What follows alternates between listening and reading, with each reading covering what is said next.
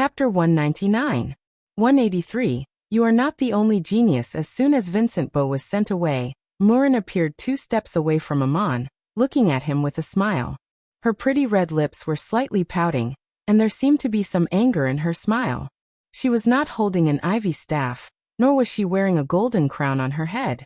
Her long brown hair was loose, and she wore a lapis lazuli necklace on her chest. She was wearing a cotton dress with indigo stripes, which Amon had bought for her in Somme for 60 copper coins. She did not appear as a goddess. Apart from the necklace, the girl in front of him was the shepherdess slave Yunumna that Amon had met. Amon was also looking at her. He was half a head taller than her, and he lowered his eyes slightly with a smile on his face. The two of them smiled at each other, and for a moment no one spoke. It seemed that there was no need to say anything more. The seemingly impossible promise had now been fulfilled by Amon. In the small building in the distance, Gabriel saw this scene, and turned away from the window. It was hard to guess how people would react when they saw a real god for the first time. Gabriel had believed in the Ennead since she was a child, but for mortals, there was always an indescribable awe when they saw a real god. But Gabriel was different. She was not afraid. It was the first time in her life that the warrior had seen a real god. Her shock and confusion were indescribable, but she turned away and stopped looking. Perhaps she did not want to disturb the two people talking, and Amon did not need anyone to protect him. After a long time, Yunumna suddenly glared at Amon, took 2 steps forward, hugged his arm, and leaned her head gently on his shoulder. She said in a slightly resentful tone, "Amon, you are so bad." Amon was stunned. He could not understand how he was bad. The tone of the goddess sounded like she was acting coquettishly. Even though Amon had experienced countless storms and dangers, he did not have much experience dealing with women acting coquettishly, let alone a goddess. The goddess's hair tickled his earlobe and neck. Amon lowered his head and asked, "Did I do something wrong? Guiding people to build cities in the plains of Duk and building shrines for you. That was my promise back then, and now you see it fulfilled." Yunumna leaned into Amon's arms. She grabbed one of his hands and put it around her waist. "Have you ever seen a shrine like that?" Amon smiled a little embarrassedly. "I didn't expect them to build the statue like that. If you're not satisfied, I can let them rebuild it." Yunumna. "I didn't say I wasn't satisfied. That's how I appeared back then. It's the position we're in now." Amon. "If that's the case, why are you saying that I'm bad?" Yunumna giggled. "It's not that I want to scold you, but the appearance of such a shrine in the plains of Duk would probably make some gods' noses crooked with anger." Amon. "As long as you don't have any objections, I've been out of the Igut for so long, and you've only shown up now. Was it because you were waiting for me to fulfill my promise?" Yunumna. "Yes, I was waiting for this day. I really didn't misjudge you. You did something that shocked the world, and today you surprised me again." Amon. "What's wrong? Wasn't today's ritual expected by you?" Yunumna. "You actually hugged me on the altar. This shows that you have passed the test of endless life and death, have achieved the 9th level of the power of origin, have comprehended the domain of the source of divine power, and can share this divine realm with me." Amon smiled. "That's an unexpected gain. If you mind, I can leave that statue. I didn't expect this when I first made the promise." Yunumna clenched her fist and hit him lightly in the chest. "I didn't say I didn't want to. You deserve this.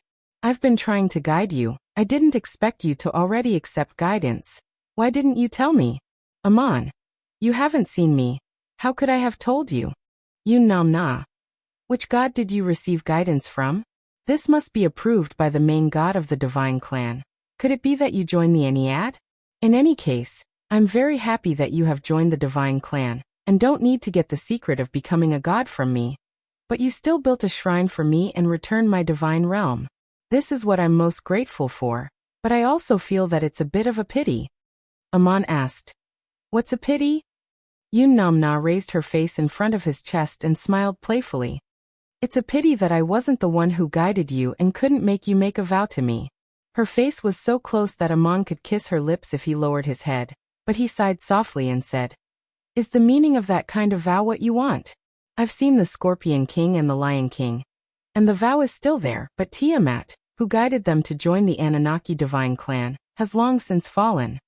Yun Namna stepped on his foot. It's just a joke. Look at you being serious. Can you tell me who guided you to join which divine branch?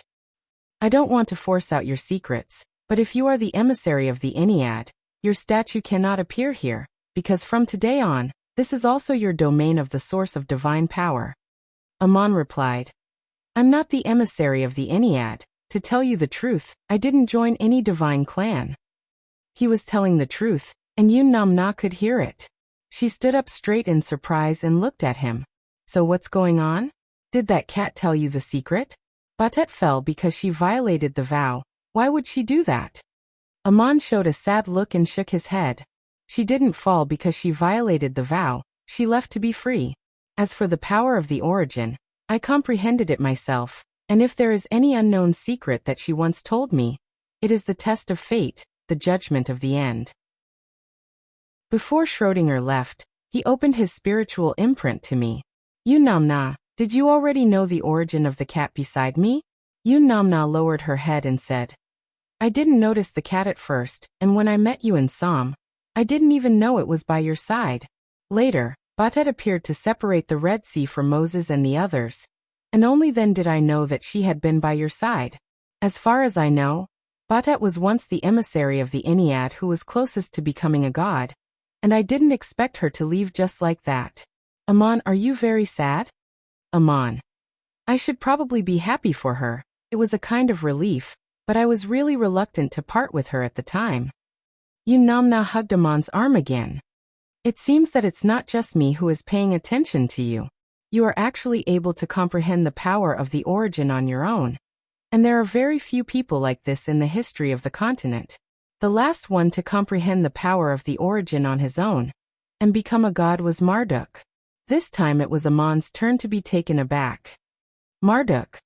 He did not receive guidance from the divine clan, but he comprehended the power of the origin on his own, and eventually became a god who transcended eternal life? Yun Namna nodded.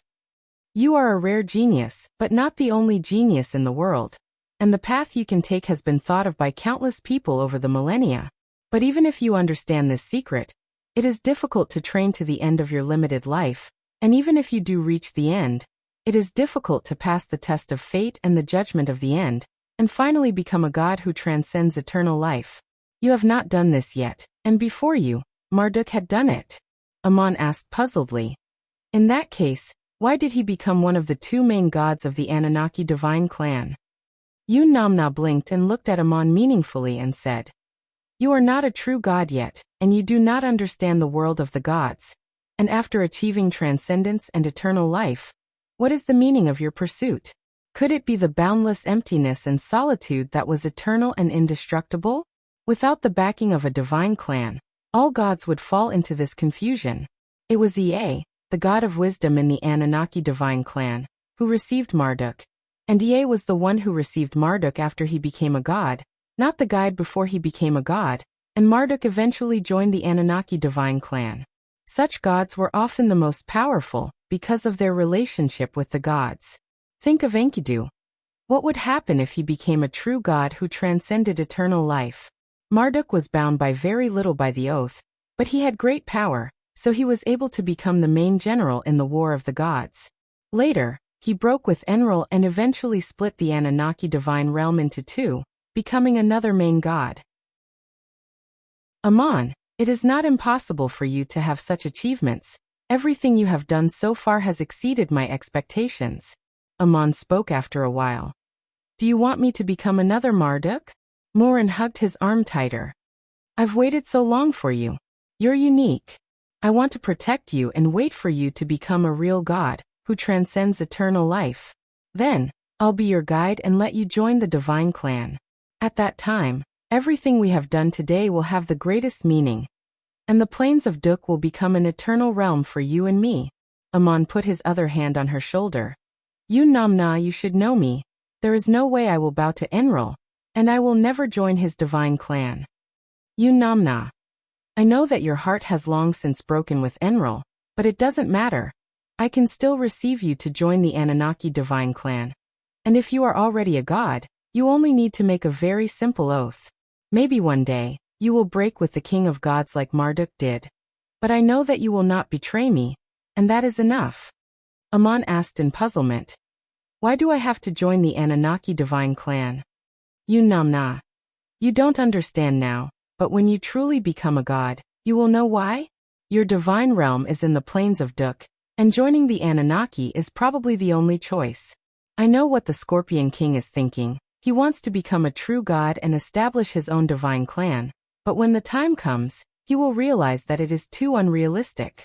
Marduk's choice back then has proved this. Amon was confused. I really don't understand. Let's talk about it when the time comes, and if I refuse, I hope you will not be disappointed.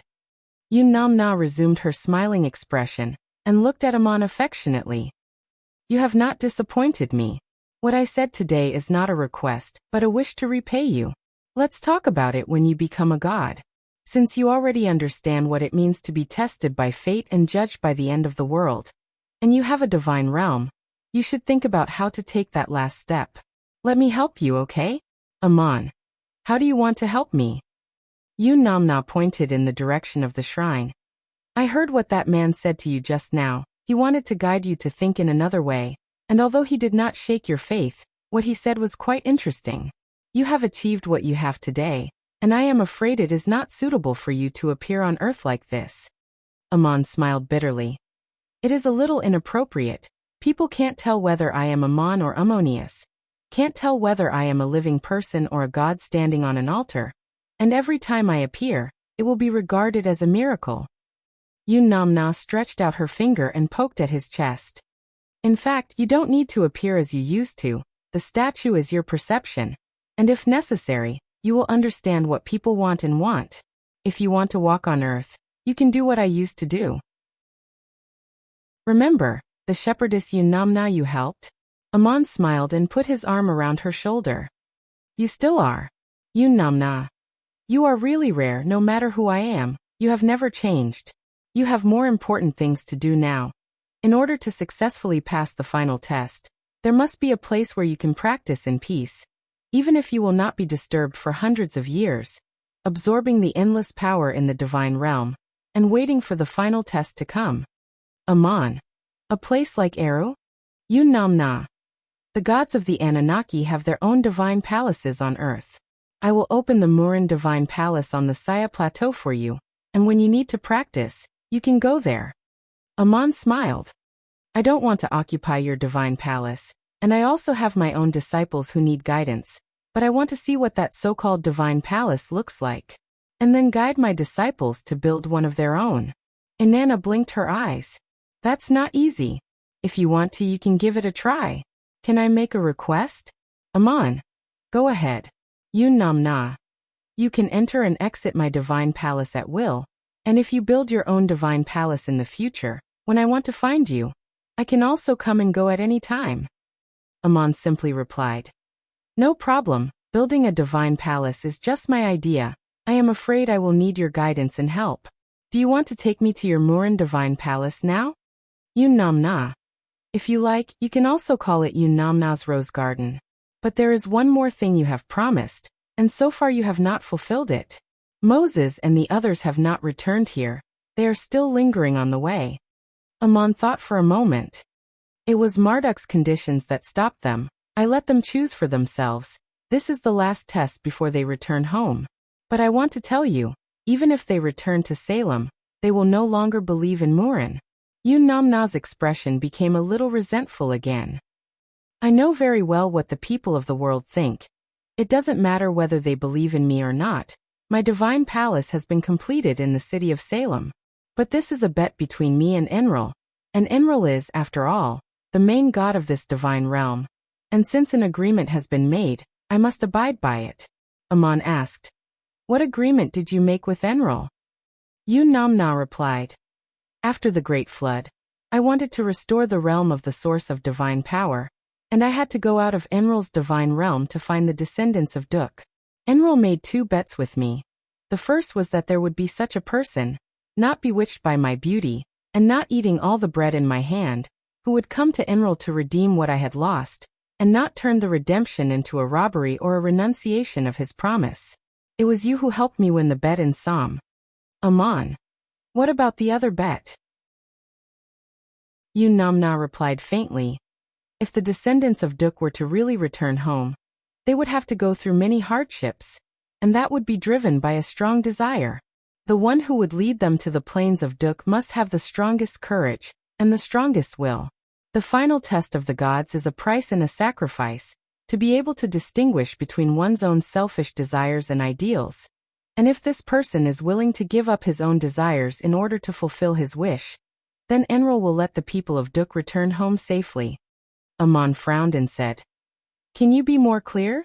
Yun Namna lowered her head and whispered, I have made it very clear. Enril's bet is that the leader who leads the people of Duk back home is willing to stay outside the plains of Duk. This is not coercion, but a sacrifice and price he is willing to pay for the sake of his people. Amon's frown deepened. Why would Enril make such a request? Yun Namna's voice became even softer. Because Enril did not think of one thing. He thought that the people who built the shrine for me would be the descendants of Duk, and that the person who would lead the Duk miners back home must be you. I made this agreement, and at the same time made my own request. If the leader of the Duk miners could voluntarily pay that price in order to fulfill the wishes of his people, then I would guide him to join the Anunnaki divine clan, and Enril agreed. Amon suddenly realized. So that's how it is, the gods' agreement was prepared for me. Yun Namna. Yes, all this was prepared for you, but now it seems ridiculous.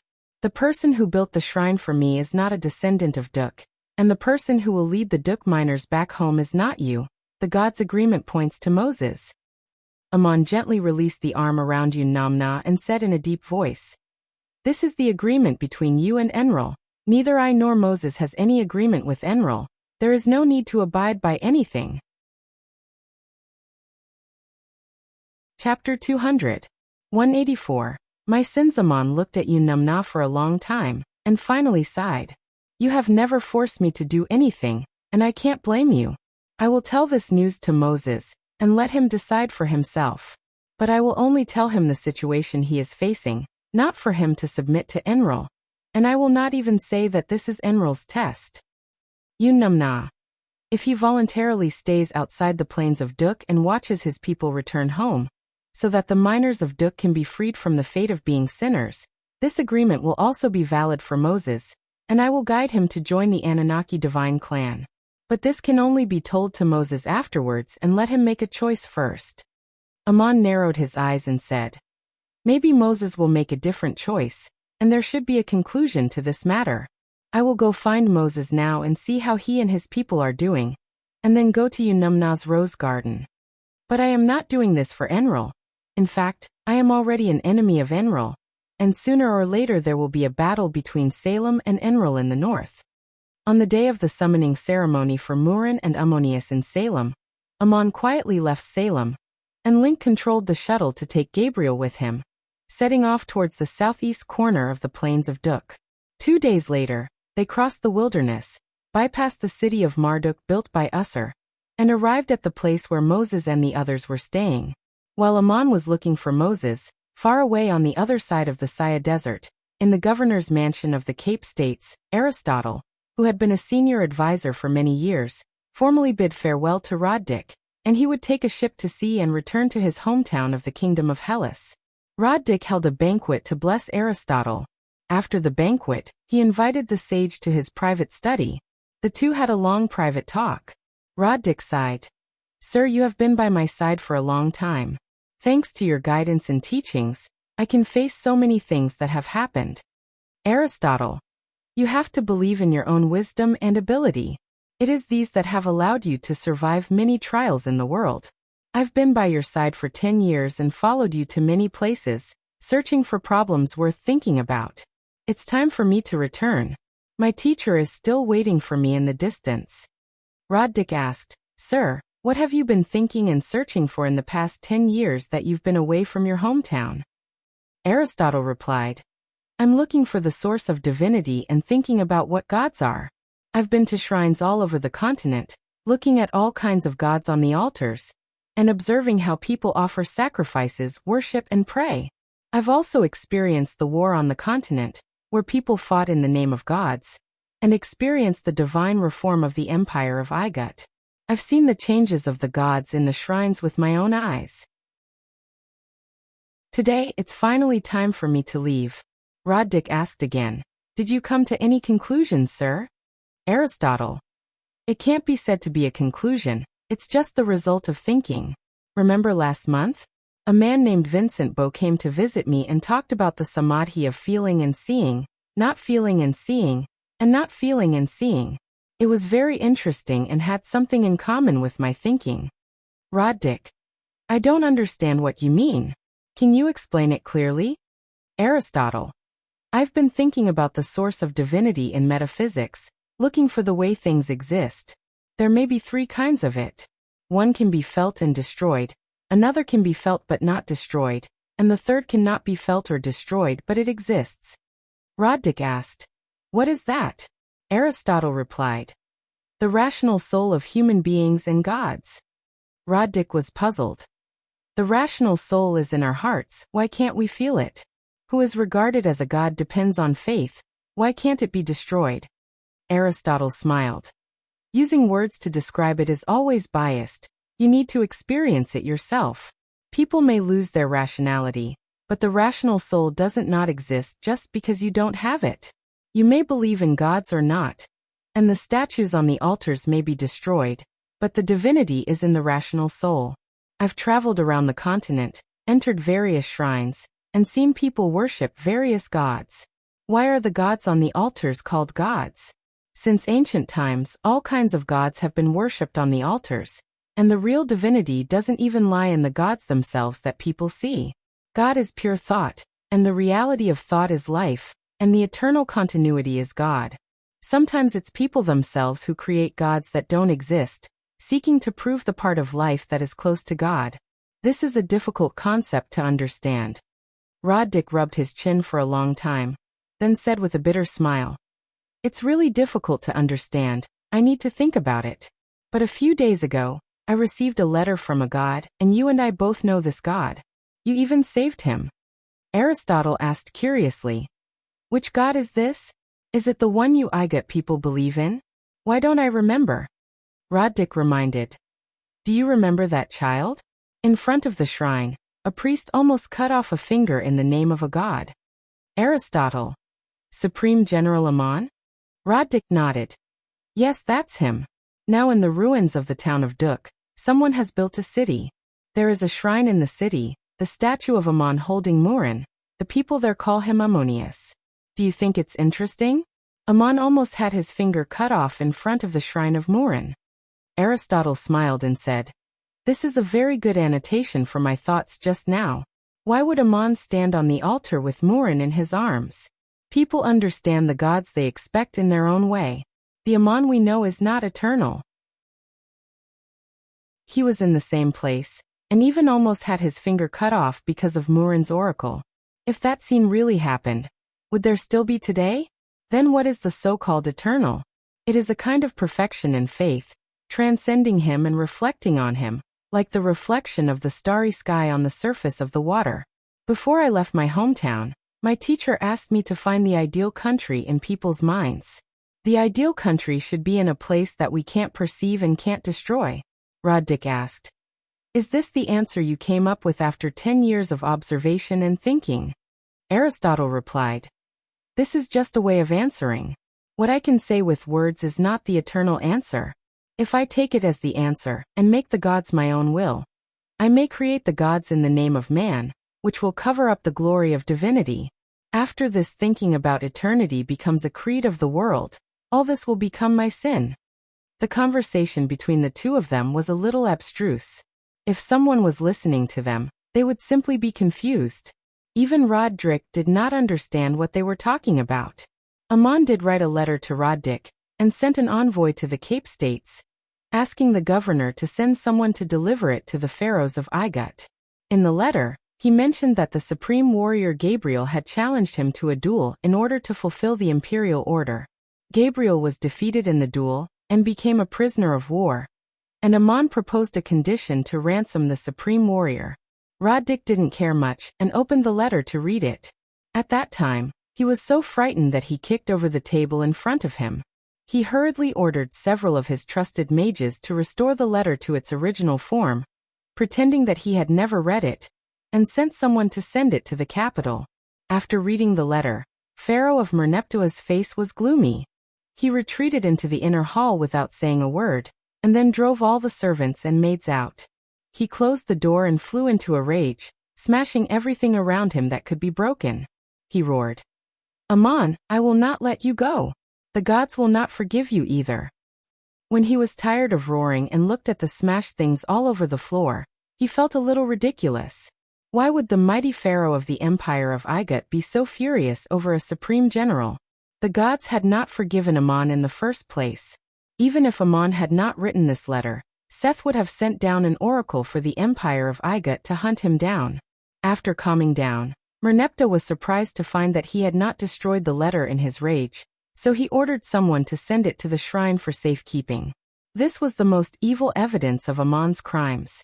If anyone still wanted to accuse the empire of unfair treatment of Supreme General Aman, let that person read this letter and understand why the gods had punished him. But no one publicly accused anything, and the ministers of Igut even carefully stopped mentioning Aman. Whether Aman was guilty or innocent, it was as if the supreme general of the empire had never existed. At this time, the internal situation of the empire of Igut had stabilized, the construction of the new capital had begun to take shape, the main gods worshipped in the shrines of the various cities in the country had been replaced, and the forces of the various classes in the country had also undergone a new integration. Merneptah was in power, and the secular power was concentrated in the hands of Pharaoh as never before. And the goal of the divine reform was finally close to completion. Now there was only one thing that had not been done, and it was like leaving a glaring flaw on a mural. If it was not removed, the whole painting would not be perfect, and this flaw was the adoratress of the shrine of Isis. When Merneptah first took power, she could not be easily touched, but now that the reform had been completed, it was time to solve this problem. Anare was the only god, Seth was the head of the angels who guarded the royal and divine power, and Pharaoh was the only one who represented the gods. The existence of the adoratress, who symbolized the Igut under the protection of the goddess Isis, could no longer be tolerated.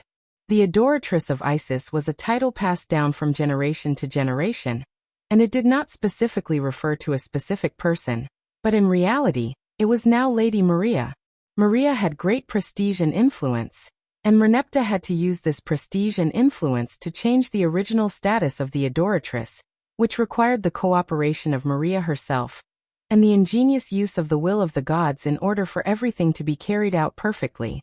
Merneptah had already heard Seth's voice when he prayed in the shrine, and Seth told him what to do. The head of the angels told Merneptah that Pharaoh should marry the adoratress of Maria, and make her the chief high priestess of the empire, symbolizing the complete integration of the divine power and royal power of the Igut. In ancient legends, Isis was married to the first pharaoh, Osiris, who founded the empire of Igut. At that time, Seth was the guardian of the royal power, and Horus did not exist in the world. Today, Seth became the head of the angels and married the adoratress, who symbolized the guardian of Isis, to Pharaoh, who was bestowed with the divine power of monarchy, completing the return of history in the name of the oracle, and ending the history of the adoratress of the temple of Isis. This was the most acceptable way for the people of Igut, and it would be fine as long as Maria herself stood up and announced the oracle. Seth did not let Merneptah give the order directly, and he would first talk to Maria in the name of the gods. On the day that Merneptah flew into a rage in the palace, Maria, who was far away in Montefiore, also heard Seth's voice. At that time, Maria was praying to the goddess Isis in the temple, and although the goddess Isis's title had now been changed to the Holy Mother of Angels, Maria did not change her faith because of this, and her faith was still so pure. At that moment, a voice sounded in her soul. Maria, your prayer has touched the gods, and you will listen to the oracle of the archangel. Although the voice sounded in her soul, Maria could sense where it came from, as if the statue of Seth in the side hall of the main temple was speaking in a strange way. Maria had been the adoratress of the temple of Isis for almost 7 years, but she had never heard the voice of the goddess Isis. Today, she heard the legendary oracle for the first time, and it was Seth who had descended. Maria was stunned for a moment, but she did not panic or get too excited, and then calmed down and replied in her soul. Lord Archangel, what is your message? Seth asked. Why do you call me Lord? Maria replied. In accordance with your wishes, it was you who sent down the oracle for the Empire of Igut to honor Ra as the only god, so how should I address you? Seth. You can call me the symbol of the glory of the gods, the leader of the angels, an angel who transcends eternal life, not a mortal like you. I will tell you about the final changes that will take place in the Empire of Igut, and your fate as the adoratress of Isis. You will become the chief high priest of the Empire of Igut, marry the pharaoh Merneptah, and receive the blessings of the angels. Maria's face lost all color, and her voice trembled uncontrollably. Why me? I am the adoratress of Isis, not the queen of the Empire of Igut. Seth. It was the gods who gave you the status you have today, and now that you have it, you have to pay for it. You are no longer the daughter of that merchant in the Cape States, who gave you the status you have today. Now that the gods have made a request to you, what wish do you have to ask for from the gods? Maria replied. If the oracle must do this, then please depose me as the adoratress and choose another adoratress who is willing to become the high priest of the kingdom and marry the pharaoh, and thank the gods for freeing me. Seth said slowly in a low voice. The adoratress is a glorious title, but those who are the adoratress may also suffer a tragic fate. Think about adoratress Troni 40 years ago. Now that the divine system of the empire has changed, only obedience to this change is the perfect ending. Dethroning you and replacing you with another adoratress will not solve the problem. In the eyes of the people, you are the true adoratress. Maria. I refuse. Even if I suffer a tragic fate. Seth snorted coldly. Have you turned your back on your faith? Maria's voice regained its firmness. I know my faith very well, and it has never been as clear as it is now. The meaning of the adoratress of Isis is to protect and bless, and to accept this different identity means to live in a different way. This is my honor, my mission, and my responsibility. For it, I have to face all kinds of conspiracies, to observe the corners where the light of the gods does not shine, and not even to be touched by the people I love. This is the price I have to pay, and it is also my vow to the goddess Isis, but this vow does not include the request you made. Seth paused. Maria, this is the smartest choice for you as a person. Marrying Pharaoh is just a symbol. If you don't like Merneptah, Pharaoh won't even really touch you.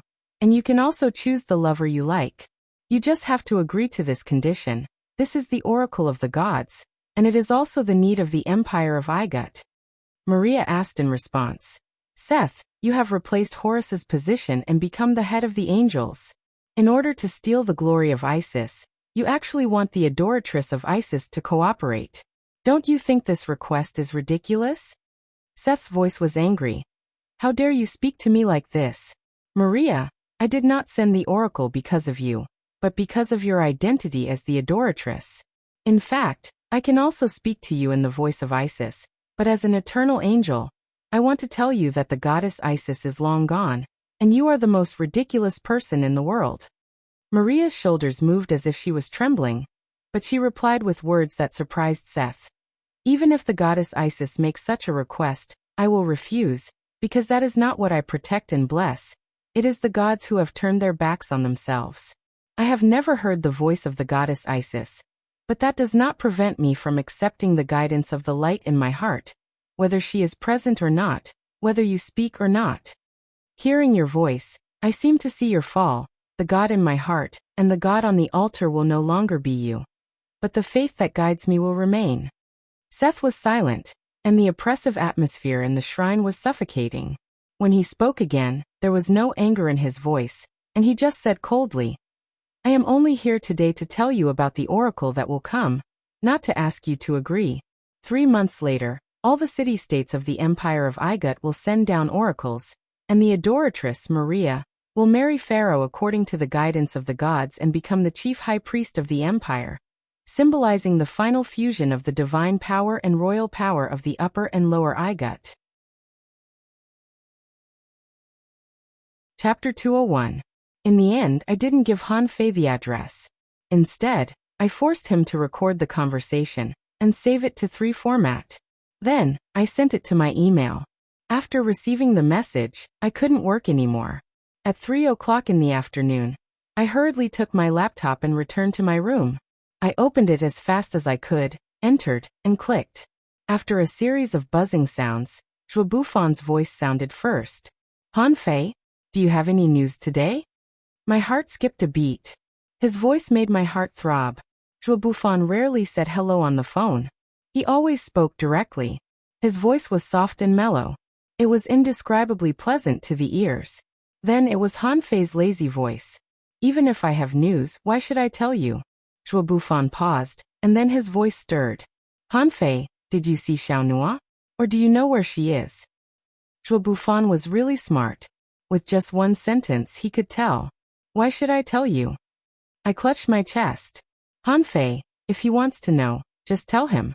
Why do you have to make him anxious? Zhuo Bufan said gently. Of course it's for Xiaonua. I think you don't want her to be sad. If I tell you, that will make her sad. Isn't it because of you that she's sad? There's a saying that the one who started the trouble should untie it. Have you ever heard of it? Okay. Xiaonua told me to tell you that she doesn't love you anymore. You don't need to look for her anymore. She will never see you again. I wanted to cry. Han Fei, why are you like this? Why did you say that? Oh, I don't believe that Xiaonua would say that. His voice was still gentle. Why don't you believe it? Based on what you have done, Xiaonua has long been disappointed in you. What did I do? Why didn't you tell me? Are you afraid that I would understand? I don't want to talk to you. Let me tell you, this is what Xiaonua said. She said that she's good, and that you don't owe her anything. She told you to be happy and not to look for her anymore. Xiaonua. His voice was so sweet that I almost agreed. Then I remembered that I was listening to a recording. Then, Zhuo Bufan's voice was calm. You don't know where she is, do you? She just called you and asked you to tell me that, didn't she? Han Fei was a little annoyed. Zhuo Bufan, are you so sure that Xiaonua called me because of you? Are you sure that I don't have a place in Xiaonua's heart? How do you know she didn't call me because she missed me? Zhuo Bufan remained silent. Zhuo Bufan, are you a modern man or not? In this society, the most volatile thing was love. Everyone was surrounded by countless temptations. If you didn't do anything, it would seem that your love was only her business. If it was any other girl, they would have run away countless times. Love needs to be managed and maintained. It can't stand any test at all. Do you understand? Han Fei, you're right, but Zhuo Bufan is really not a modern person. Zhuo Bufan remained silent. Han Fei said angrily, damn it, why am I telling you this? Scram as far as you can. What does your life or death have to do with me? Han Fei, where do you think Xiaonua is now? Zhuo Bufan's voice was as cool as water. He was not affected by Han Fei's words at all, and there was no trace of anger in his voice. He understood Han Fei. I think Zhuo Bufan has always understood everyone. However, in this understanding and tolerance, there seemed to be a lack of love. Han Fei's voice also calmed down. He snorted and said, I also want to know. Zhuo Bufan sighed softly and said as if to himself, Xiaonua, oh Xiaonua, you little fool. Are you torturing yourself or me? Zhuo Bufan, come on. Have you been tortured? You and Xiaonua are together. What have you done for her? She knows everything about your preferences. Do you know her? She always eats porridge with you. Do you think she likes porridge so much? Xiaonua, she is a fool. As long as she likes to eat, why would I mind eating anything with her? Zhuo Bufan's voice finally sounded a little sad. Han Fei said mockingly, will a wise and intelligent person like Zhuo Bufan feel precious after losing him? I won't lose Xiaonua. I will never allow her to really leave me. No matter where she is in the world, I will definitely find her. Han Fei was silent for a few seconds, and then sneered. If a person wants to hide, it will not be easy to find her. Zhuo Bufan, I don't have any hope for you. Moreover, even if you find her, I don't think you can make her happy. Han Fei, you and I both know that if there is one person in this world who can make Xiaonua happy, it will only be Zhuo Bufan. Zhuo Bufan, Why are you so confident? A person can't only love one person in his life. She will forget you one day. I will find her before she forgets. Han Fei, next time she calls you, please help me tell her that I love her very much. I create obstacles for myself, because I have nothing better to do. Whether you love her or not, you won't tell her yourself. Let me tell you, in this world, the one who loves Xiao Nua the most and understands Xiao Nua the most is me. I know Xiao Nua is a kind, independent, optimistic, and confident girl, and I can give her practical help at work. I understand her feelings, understand her career, understand her likes and dislikes. These days, I've spent more time with her than you have with her. We don't know how close we are. God, it's such a long speech, it's making me dizzy. This Han Fei, did he want to record Zhuo Bufan's words or take the opportunity to confess? It was rare for Zhuo Bufan to interrupt someone else's words. Yes, but you lack fate. Goodbye. The call ended. After 3 seconds of silence, Han Fei's gentle voice said, Xiao Nua, Zhuo Bufan's confidence is admirable, but in love, this kind of confidence and certainty is the most hurtful. Promise me, think about it carefully and make a choice for yourself, okay? Then, the recording slowly came to an end. I didn't know whether to laugh or cry. I listened to the recording several times. In this recording, Zhuo Bufan had only said 17 sentences, but Han Fei had said 66. Really, this Han Fei? I shook my head and sat down.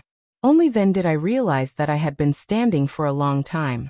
Since the beginning of the recording, I hadn't done anything else, including sitting down. I smiled wryly and called Han Fei. Han Fei, I finished listening to the recording.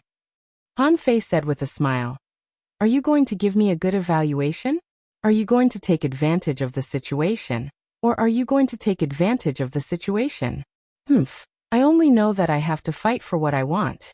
I can't think about anything else. I found it funny. Han Fei, you really aren't a gentleman, but a despicable person. I joked. How could I say that about you? Even if I had to say something, I would say that you're a successful businessman. You're good at seizing the opportunity to promote yourself. Then, did I succeed in my promotion? I remember that there's something I haven't done yet. I'll call you another day. I didn't know what to say to his joke, so I wanted to end the call. Han Fei said quietly, Xiao Nua, I'm not forcing you to answer. You don't have to be like this. I'm just suspecting that you've already gotten Zhuo Bufan's voice. I don't have any value to you anymore. Will you call me in the future? Chapter 202. 185. Mount Sinai. Moses and his people could not pass through the city of Marduk controlled by Usur, and they had been wandering in the mountains looking at the fertile plains for several months, constantly moving from one place to another, looking for water and food in the mountains and fields, living a very hard life. A road had now appeared between the Euphrates River crossing controlled by the Kingdom of Babylon and the city of Marduk. Many expectant explorers came to this new city-state in search of wealth and dreams. There were also many merchants who organized convoys to send supplies back to the plains of Duk.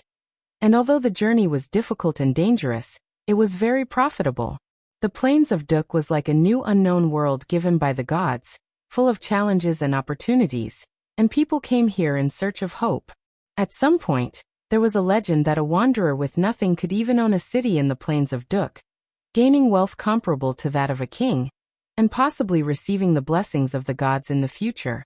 The migrants from the Kingdom of Babylon naturally chose the city of Marduk, while the caravans went even further, crossing the trails trodden by carriages and pedestrians in the wilderness and doing business with the city of Salem. Salem traded with the Kingdom of Babylon through the city of Marduk, and this was the result of Madanzo's discussion with Usur, which was beneficial to the development of both city-states. At present, the biggest enemy of Salem was the Assyrians in the north, and if the Assyrians advanced from the north to the south and occupied the entire plains of Duk, it would be difficult for the city of Marduk to gain a foothold. Usur also did not want to be enemies with Salem, and he was happy to see a barrier in the middle of the plains of Duk to block the strong enemies from the north, so that he would have more time to stabilize the city of Marduk. The fine iron and leather goods produced by Salem were also materials needed by the Kingdom of Babylon, not to mention parangons. The mining skills of the town of Duk were taught by Amon to Link, and Link in turn taught them to the cavemen in the tribe. And now there was a group of excellent craftsmen in Salem, who could not only smelt ores, but also create all kinds of exquisite objects. However, there were restrictions on trade between the Kingdom of Babylon and the city of Salem. For example, products such as fine iron could only be shipped out of the plains of Duk, and were not allowed to be shipped in. Weapons, armor, war horses, and other very important strategic supplies were not allowed to be sold to the city of Salem. If Salem needed these things, it would either have to build them itself or obtain them from other sources. And Amon had opened another trade route in the charcoal marsh, of course, to solve this problem. But even if that long trade route was opened, it would not be able to meet the urgent needs. Salem was understaffed and had many things to do, and it was impossible to use all of them to build war supplies. Before the road to the charcoal marsh was opened, Madanzo came up with another idea, which was to carry out a kind of smuggling trade. Madanzo was originally a smuggler of damask billets, so it was easy for him to instruct people in this business. Entering the wilderness to explore and hunt was full of danger, and naturally one had to carry weapons, armor, and horses. The personal equipment of those exploration teams and wandering hunters who went deep into the wilderness was not included in the trade restrictions. But a full set of fine weapons, armor, and war horses was by no means affordable for the average person, and many exploration teams carried simple weapons and walked into the wilderness to try their luck. A trading firm in Marduk City provided loans to these people, and the money borrowed was used to buy war horses and weapons designated by the trading firm. Who would borrow this money, and how would they pay it back in the future? There was no need to worry about this, as after entering the wilderness, someone would buy their weapons and war horses at a high price, and after repaying the loan to the trading firm, they would still be able to make a profit, and there would be no need to venture deep into the wilderness. It was normal for explorers to lose their weapons and war horses in the wilderness and jungle, sometimes because the road was difficult, sometimes because they encountered ferocious beasts, and sometimes even their own lives were lost. If they luckily escaped back from an expedition and returned to the trading firm to repay the loan, they would still be able to make a profit, and then continue to borrow to buy equipment before setting off again. It was in this way that Madanzo allowed the city of Salem to obtain a steady stream of strategic supplies. Borrowing from the trading firm was calculated according to time, and the wandering explorers who smuggled supplies in this way would not make money if they delayed too long, so they had to strive to go and return quickly and steal as many times as possible in the shortest possible time in order to earn more profit. The owner of the trading firm in Marduk City was also an old friend, the wealthy merchant of the city of Uruk, Nesket Lee. He not only made money by borrowing, but also by selling all kinds of strategic supplies, organizing caravans from all over the Kingdom of Babylon to Marduk City, and had a pleasant cooperation with Madanzo. Due to the excellent operation of Nesket Lee's trading firm, the goods shipped, the customers attracted, and the taxes paid were all very high, promoting the prosperity and development of Marduk City, and was praised many times by the mayor of Marduk, Usser. When Nesket Lee came to Marduk City to inspect his own trading firm, Mayor Usser specially invited the wealthy merchant to a banquet and said that he would report Nesket Lee's achievements to the kingdom, and that he might be able to receive a noble title, as long as he continued to contribute to Marduk City. On the high slopes of the mountains, caravans and explorers could be seen going back and forth between Marduk City and Salem, but Moses and the others could not move forward, as they were bound by an oracle. They were not allowed to build statues for any other gods except Marduk. But they believed in their one and only God and accepted Allah's guidance in order to get here through all the hardships, and Moses and his people were naturally unwilling to accept this condition. At first, they prayed to the gods all night, and then they heard the voice of the oracle. Madanzo told them that this was the test of the gods, the last obstacle they had to overcome before returning home. The gods had given them confidence and courage, and now they needed to solve it with their own wisdom and strength. The implication was that Allah would not take them directly, and this time it was up to the people to find a way to get through it themselves. What should they do? From the top of the mountain, they could see the vast plains of Duk in the distance, but the city of Marduk was in front of them, and behind it was the Syrian desert. The food carried in Moses' spatial artifact had been exhausted, and Allah no longer performed miracles, so they could only pick wild fruits and catch prey in the mountains to fill their stomachs. The miners of Duk moved in the mountains in pursuit of prey and water, and when spring came, they finally stopped their weary footsteps for a while, and found a valley on the edge of the mountains where they could stop. There was a thin spring on the hillside, forming a winding mountain stream through a valley sheltered from the wind and facing the sun. Moses took out the grain seeds he carried with him, ordered his people to cultivate the land by the mountain stream to plant crops, and built simple huts to live at the foot of the mountain. The people guarded the fields from being trampled by wild beasts, and took turns to go hunting in the nearby mountains.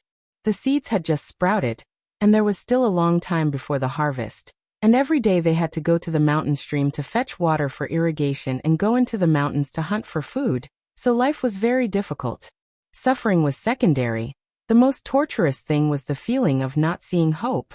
A clansman said to Moses, "You asked us to cultivate the fields and build huts. Do you want to settle here?" Looking around, there were no signs of human habitation. Not far from the foot of the mountain was a boundless desert. We were only guarding a small mountain stream. Living in this barren valley, we could only build the simplest thatched huts. If this is the case, it is better to stay in Amon's territory. Why did we leave in the first place? We have gone through so many hardships, and what we want is not today's result. Moses replied, "This is just a place where we stop temporarily. Spring is coming. We must sow in the autumn to have a harvest, and with food, we can survive the next winter and go further." A clansman asked again, "Temporarily? But how long are we going to wander here? Where is the God who guides us?" Moses advised, "This is a test from God, and we have to overcome it ourselves. Sowing seeds here is for the future harvest, and building houses is so that everyone can rest better. And when the day comes when we embark on our journey again, we will have a better hope in future." Everyone asked, "Then can you tell us how long we are going to stay here?" Moses did not answer this question, because he did not know the answer himself, but leaned on his iron staff and said, "Look at the ground under your feet. The broken barley is full of vitality. And look at the clouds in the sky. The changing patterns are always so beautiful and magical. If the heart is full of hope, even the sun on that desert is always so bright." In fact, Moses himself could have quietly bypassed the city of Marduk and entered the plains of Duk. And after crossing the Red Sea, he had already attained the 7th level of the power of two sides. Although Amon had not yet given him the guidance of the power of origin, Moses was already a supreme mage and supreme warrior, and he could go anywhere he wanted. But Moses did not abandon his clansmen. He was their leader, and he had to fulfill his promise. At this time, Usur sent someone to find them again, and Usur's messenger told Moses, "The great god Marduk has sent down another oracle. You are all the best craftsmen on the continent. And if you are willing to live in the city of Marduk and swear to worship the great god Marduk forever, you will have a happy and prosperous life. There are comfortable houses and beautiful girls in the city of Marduk. Craftsmen's workshops have been prepared for you, and there is good wine by the workbench." Moses refused this request, but some people were already tempted in private. Instead of waiting aimlessly here, it was better to go to the city of Marduk and live a comfortable life.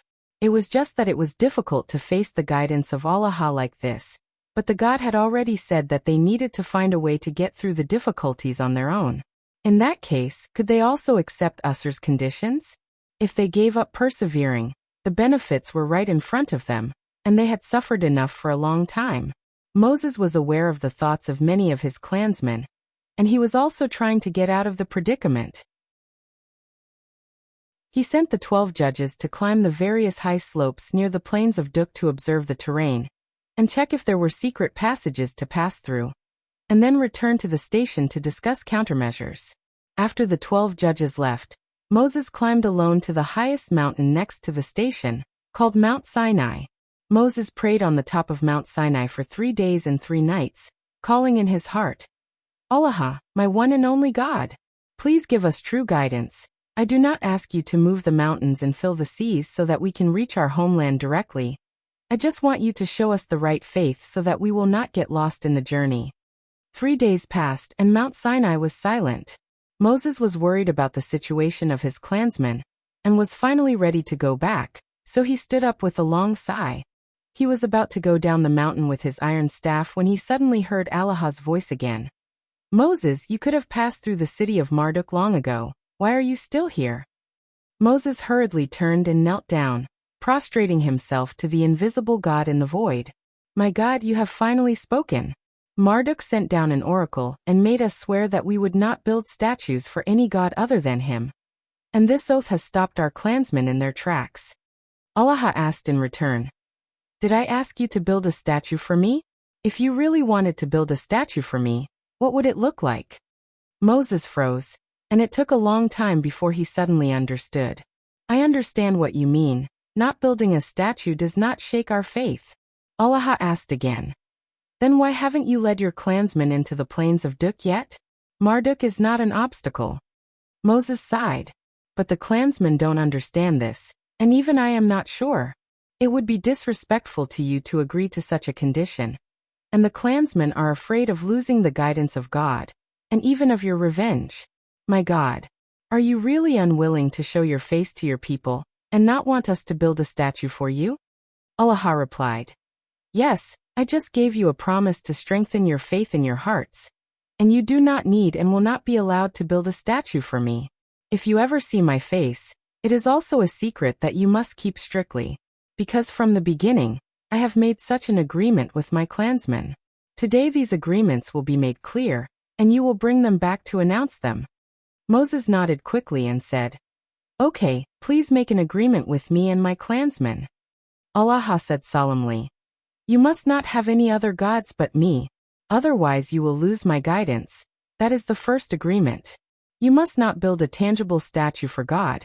If that is the case, future generations may forget the guidance of faith and only pray to the idol on the altar. That is the second agreement. These two agreements are enough to get you out of your current predicament. That is my request and my promise. Moses kissed the dirt and said, thank you, my God. Allah added, you must not act in my name, and everyone must be responsible for their own choices. That is the third agreement. The clansmen work hard, and after 6 days of work they should rest for a day, and they should not be forced to work again. That is the fourth agreement. You must respect your parents, and never forget who brought you into this world and gave you life. That is the fifth agreement. Moses prostrated himself on the ground and replied, I have remembered all of this. Allah continued, I have given you the guidance of power, and at the same time you must understand the various trials of this world, the tests of fate throughout, and there are 5 more warnings after returning home. Do not kill innocent people. Do not deprive others of their lives for money or selfish desires. Do not steal. Do not bear false witness against others, and do not covet what does not belong to you. You must remember these agreements. The city of Salem has preserved the land and mines of your ancestors for you, and you must live in harmony with the people there. And do not think that everything there is due to my promise. Moses kept in mind Allah's words, which were the 10 agreements that God had made with him and his people, and later became known as the 10 Commandments. After saying this, Allah ordered again, you will convey my agreement to the people, and if they are willing to abide by it, then I will fulfill my promise and continue to guide them. After all this is done, you will come to see me on Mount Sinai. Moses walked down Mount Sinai with the agreement with Allah in mind, past the spring where the stream originated from halfway up the mountain, and ran briskly along the mountain stream. He could not wait to tell the good news to the people, and when he arrived at the place where the people lived, it was already dark, but the scene in front of him surprised him. Several large fires were lit beside the open space in the middle of the huts, which was originally used as a wheat field after the autumn harvest, and now there was a shining golden bull in the middle of the open space. Some people were dancing around the golden bull, and others were lined up in a circle and praying to the golden bull. Moses shouted, "What are you doing? Where did this golden bull come from?" The shout was accompanied by magic, and had the power to shock the soul and wake people from their stupor. The dancers stopped, and the prayers rose, with expressions of bewilderment, alarm, and defiance. Joshua flashed out of the shadow of the hut, grabbed Moses' sleeve, and said, "You are finally back. Something big happened here in the past 3 days, and a god showed a miracle. He whispered what had happened. The 12 judges who protected the people left the camp, and the leader Moses also climbed Mount Sinai. The people seemed to have lost their backbone, and even the sound of the wind blowing through the treetops at night became so frightening, and they spent the first night in fear and uneasiness. In fact, most of them were very strong, comparable to the soldiers of any regular army on the road, but for the first time in a long time, they lost the protection of a stronger force, and for a moment, they were a little panicked. On the first day after Moses left, a disturbing situation occurred. The prey in the nearby mountains had disappeared without a trace, and the people who went hunting in the mountains did not even catch a rabbit. All of them returned empty-handed, and for the first time, everyone went to bed hungry. They had eaten up the food they carried, and the last batch had been sown as seeds. Chapter 203. 186.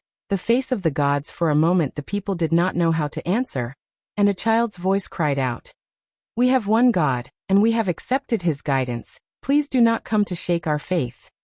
The speaker was David Solomon.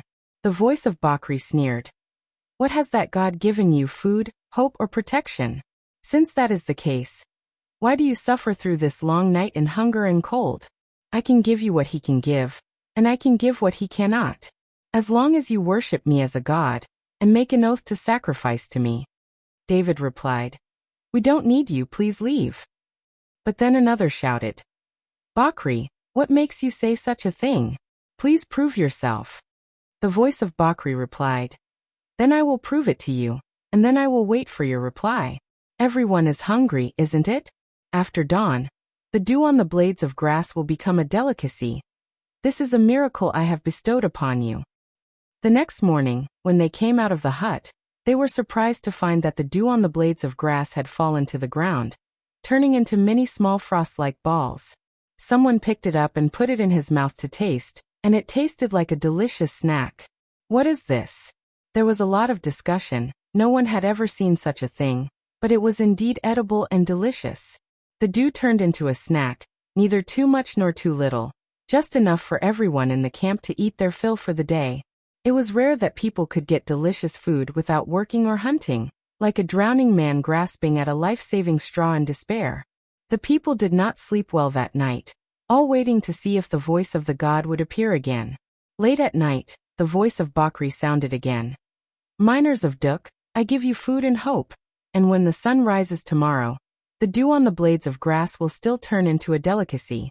I will also give you a bull made of gold, a symbol of my totem, and you can pass through the city of Marduk while carrying this golden bull. When you reach your hometown, put it on the altar and build a shrine for me. Tonight, light a fire, dance around the golden bull, and worship it. I can hear your prayers." On the third day, Moses still had not returned, and the 12 judges were still nowhere to be seen.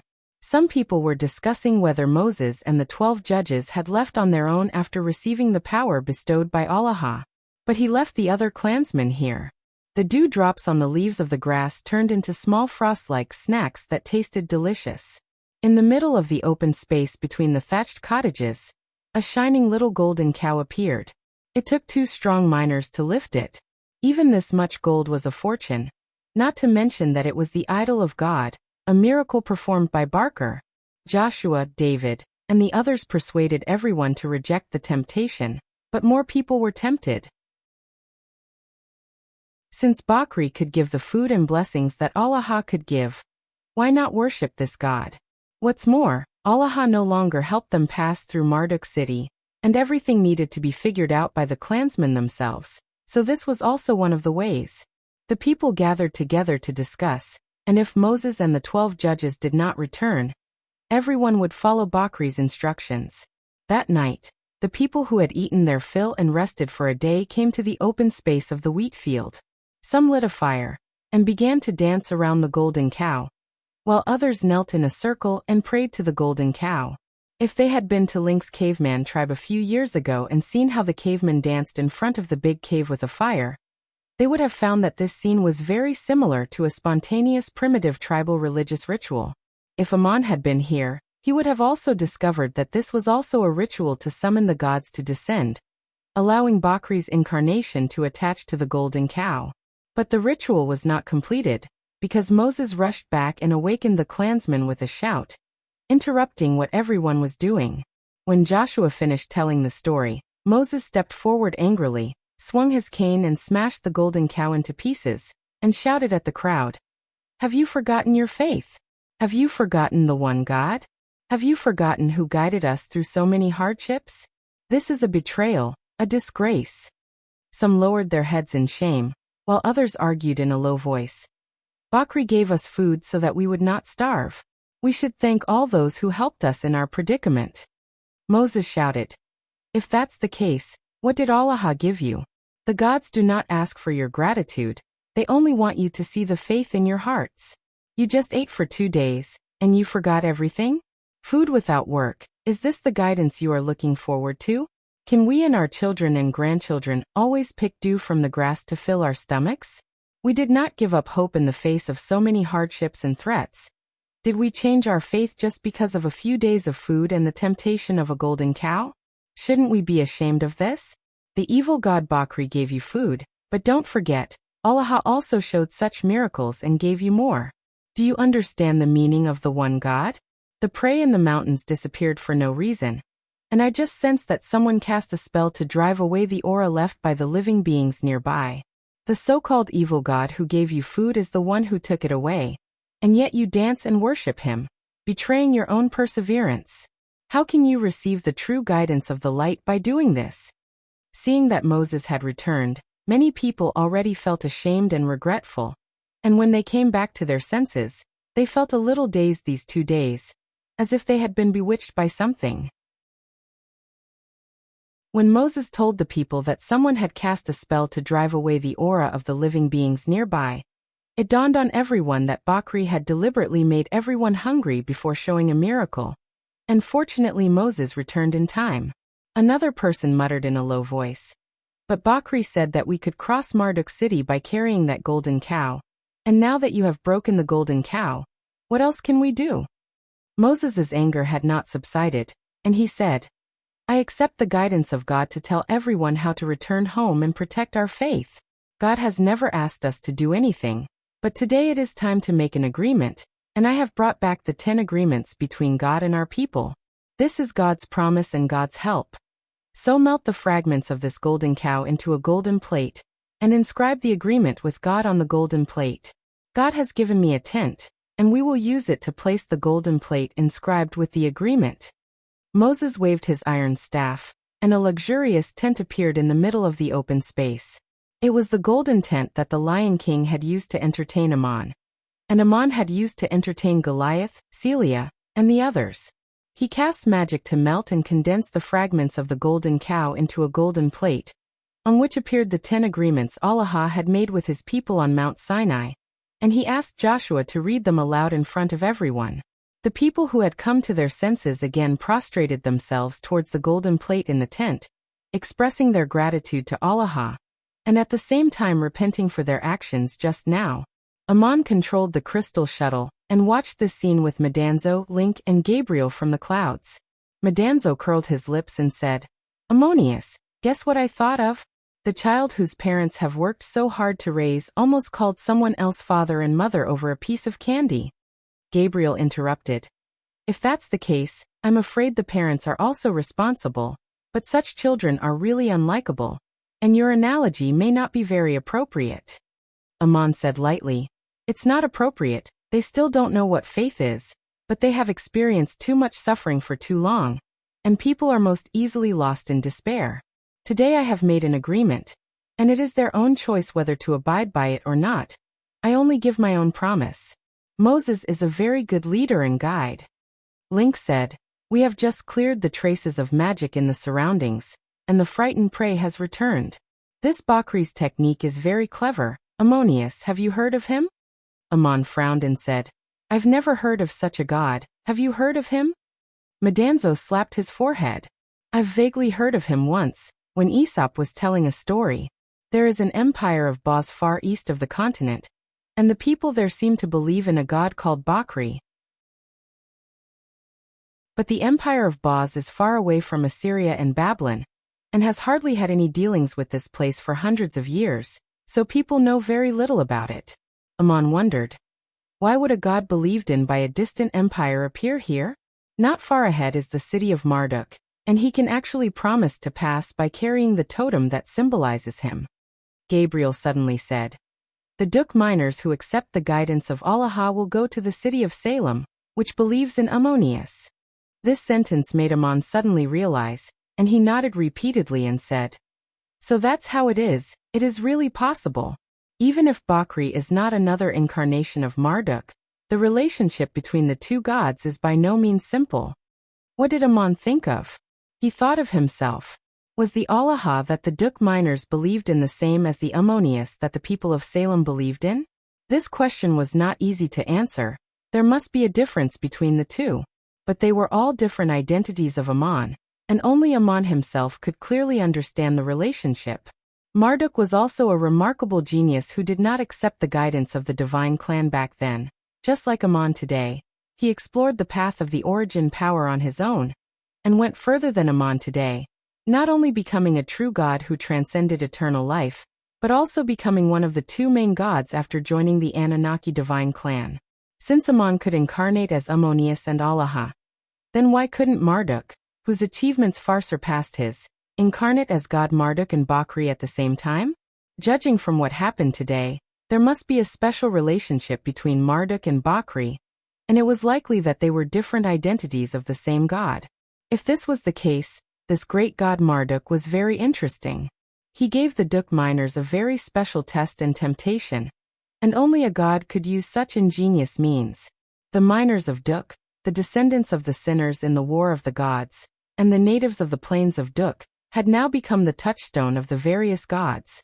The significance of the struggle surrounding them had gone beyond the miners themselves, and it had another important symbol. Madanzo let out a long breath and said, Perhaps the gods have underestimated Marduk. I am afraid he is not only the main god believed in by the kingdom of Babylon, but he also failed in front of Ammonius. David is a good boy, but unfortunately he is still too young, and the leader of these people, Moses, does not yet know what choice he will face. Aman looked at Moses from the clouds and said, He has conveyed my agreement to the people, and when the final mission is completed, I will tell him everything. We will keep watch tonight, and see if that Bakri will appear again. On the night that Moses broke the golden bull and cast it into a golden plate, Bakri's voice never appeared again, and the next day, no dew on the grass turned into deserts again. People walked out of their houses and looked at the fields beside the stream, where the wheat seedlings had grown to knee-high, and David suddenly shouted, Look, there's a rabbit over there. The prey that was driven away by the evil god has returned. The people gathered around Moses again and asked, God has given guidance and an agreement. We can already pass through Marduk city. When will we leave?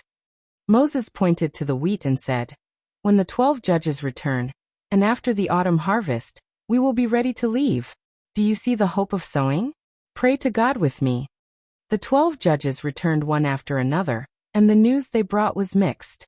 Looking at the plains of Duk from the various peaks, it was indeed a fertile field, with attractive figs, pomegranates, and wild grapes growing in the fields, very suitable for reclamation and farming, and would be a home flowing with milk and honey. But there was no secret passage that could pass through the area controlled by Marduk city, which had nearly 10,000 inhabitants and nearly 1,000 warriors, among whom there was no shortage of mighty highland giants. The 12 judges returned to the camp, each frowning, but when they saw the golden-topped tent and the golden plate inscribed with the agreement, they all smiled again. When everyone was gathered, Moses said, I will once again climb Mount Sinai to listen to the voice of God. All of you prepare to leave. It will not be long before we depart. I can tell God with relief that no one of my people has been left behind. Moses climbed Mount Sinai again with his iron staff, crossing streams and climbing cliffs, and it took him a whole day to reach the top. Looking around, the clouds drifted under the blue sky, and the golden sunset glow was spectacular, but there was no sign of Allah. He knelt in the sunset and began to pray, and soon heard the voice of God. Moses, I am gratified that as their leader, you have not abandoned any of your people. Can I ask you 2 questions? Please answer them by gazing into your heart. Moses replied piously, My God, please ask. Allah, you once made a vow to me. My God, Savior of hope. I call out to you, asking you to hear my voice. Do not let the flame of hope be extinguished again. Guide my people back to their homeland, even if it means sacrificing all my body, mind and life, as long as they return to the land of Duk. Is that right? Moses. Yes, this is the vow I made to you on the way out of Igut. Allah. You also once said to your people, the body is the courtyard where the soul resides, and the foothold is the home of the body and mind. If the body and mind lose their support, they do not know where the soul is, do not know what they are pursuing, that is true homelessness. Is that right? Moses. Yes, this is what my father once said to me, and I have always kept it in mind. Allah sighed. Is this the belief you guard? Even if it means sacrificing yourself for it? Moses nodded. Yes. Allah. If this is the case, I can rest assured. I want to tell you one thing, and now I want you to make a sincere choice. If you want your people to return safely to their homeland, and henceforth get rid of their status as sinners and no longer be harassed by the evil gods, you need to pay a price. Are you willing to do so? Moses. I am willing. May I ask what that price is? Allah replied slowly. The price is yourself, the leader who leads your people. You cannot enter the plains of Duk, and can only watch your people and your descendants live in that homeland from afar. Don't ask me why. If you have to make this choice, will you agree? I will not force you. I just want a clear answer. Moses straightened his body from his kneeling position, opened his arms to the sky and said, My God, why have you given me this fate? It was impossible to tell whether Allah's voice was happy or sad, and he still asked slowly, I have already said, don't ask me why. Moses covered his cheeks with both hands. If fate is so cruel and I have to make this choice, I am willing to stay on my own, but I am not satisfied with this arrangement of fate. Allah said, I am not satisfied either. May I ask if you have made a choice and will not go back on it? Moses. I have made a choice and I will not go back on it. But my God, please tell me the reason. Allah. Moses, you can look up now and you will see my face.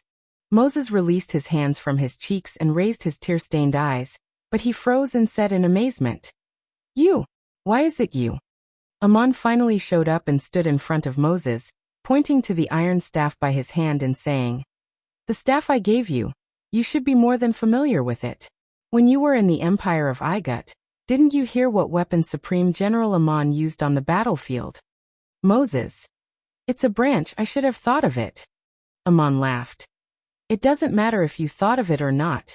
Today you have finally seen my face clearly. Does it make any difference to your beliefs whether I am Ammon or not? Moses looked at him, and after a long time, as if suddenly waking up, he bent down and kissed the soil and said, My God, it makes no difference. I don't know how to thank you for everything you have done. From the moment you took away the whip that lashed me, you have been guiding me and my people, and only you know us so well and can do all this. Ammon sat down. Now that you have seen me, do you have any wishes or requests? Chapter 204. 187. It's all Morin's fault. Ammon looked up at the clouds in the dusk and said, I have to start from a long time ago. It has something to do with the origin of the miners in Duk, and the battle of the gods in Anunnaki. He told a long story to Moses, and at the end he mentioned the bet between Enlil and goddess Morin. If Morin could not win this bet, even if the Duk miners could pass through the city of Marduk, they would still be blocked or even hunted down by the divine emissaries sent by Enlil. The gods also had to abide by their oaths, and if Morin won, the Duk miners would henceforth get rid of their status as sinners, but this was secondary. The most important thing was that Enlil would no longer make things difficult for them. Ammon himself was not afraid of Enlil, but he had also seen the divine emissaries under Enlil, such as Bright Moon Night. If Enlil really sent an emissary to attack Moses and the others, it would indeed be impossible to guard against. Now that Moses had made a choice and Morin had won the bet, The Duk miners would no longer be harassed and punished by the Anunnaki divine clan, and they would only have to face the trials and tribulations of the human world. Although this bet was not proposed by Amon, and he was also very disgusted with Enlil, he also hoped that Murin would win, but it required Moses to make a sacrifice. Moses' sacrifice was not without reward, and Amon finally said, "Now you have a chance to accept the guidance of the Anunnaki divine clan, learn the secret of becoming a god, and become an emissary beyond mortals." Moses froze for a moment before replying, "My God, are you not willing to continue to guide me?" Amon smiled and said, "Of course I am willing, as long as your faith is firm." Moses, "You have made 10 agreements with me, and I have engraved them in my soul. Of course I will not join the Anunnaki divine clan. Why are you telling me this?" Amon stood up. "I'm only telling you the reason for all of this. It's clear that you've made the other choice, so I'll guide you to the source of your power. It's time for you to leave your tribe. Come with me." Moses also stood up and asked, "Where are you taking me?" Amon, "First go to Murin's divine palace to see Murin, and then go to a place called the Garden of Eden to make it an ideal home." Moses asked in confusion, "Why do you want to see Murin? I've already rejected her." Amon explained, "Guiding you to join the God system is not a request. It is a kind intention and reward, because the sacrifice you made helped your people. You can choose not to accept, but you should also thank. Whether you like Murin or not, you have to learn to look at a god seriously. Besides, you have another task, which is to learn how to build a divine palace. Our divine palace is the Garden of Eden." As he spoke, Amon waved his hand, and a force wrapped around Moses. The space around them seemed to shift, and they rose into the air without moving. Moses hurriedly said, "Are we leaving now? I have one last thing to do." Amon, "Of course you have to go and say hello. I'll send you down the mountain." Moses bowed and said, "My God, please send me to the mountainside first." Amon nodded, and without any visible movement, the two of them quickly moved to the mountainside, and came near the spring where the stream originated. The space that had shifted suddenly merged with the surrounding light and shadow, and Moses's body relaxed and stood on the ground again. He exclaimed, "My God, how did you know I was coming here?" Amon smiled slightly, "Because I know you, let's do it." Moses waved his iron staff and struck it heavily on the rocks beside the spring. There was no scene of stone debris flying, but a low buzzing sound with a strange tremor impacted into the depths of the mountain. This was the mining technique of Duk, performed with vigorous magical power. Several thin cracks suddenly appeared on the rocks beside the spring at the same time, and a stream of water washed the gravel out, doubling the flow of the spring. The wheat seedlings at the foot of the distant mountain were about to head, and it was the time when irrigation was most needed. The original thin mountain stream would not be able to meet the needs of irrigating such a large field. Moses opened the spring to draw more spring water down, which was the last thing he did before leaving his people. That night, the sleeping tribesmen once again heard the voice in their souls.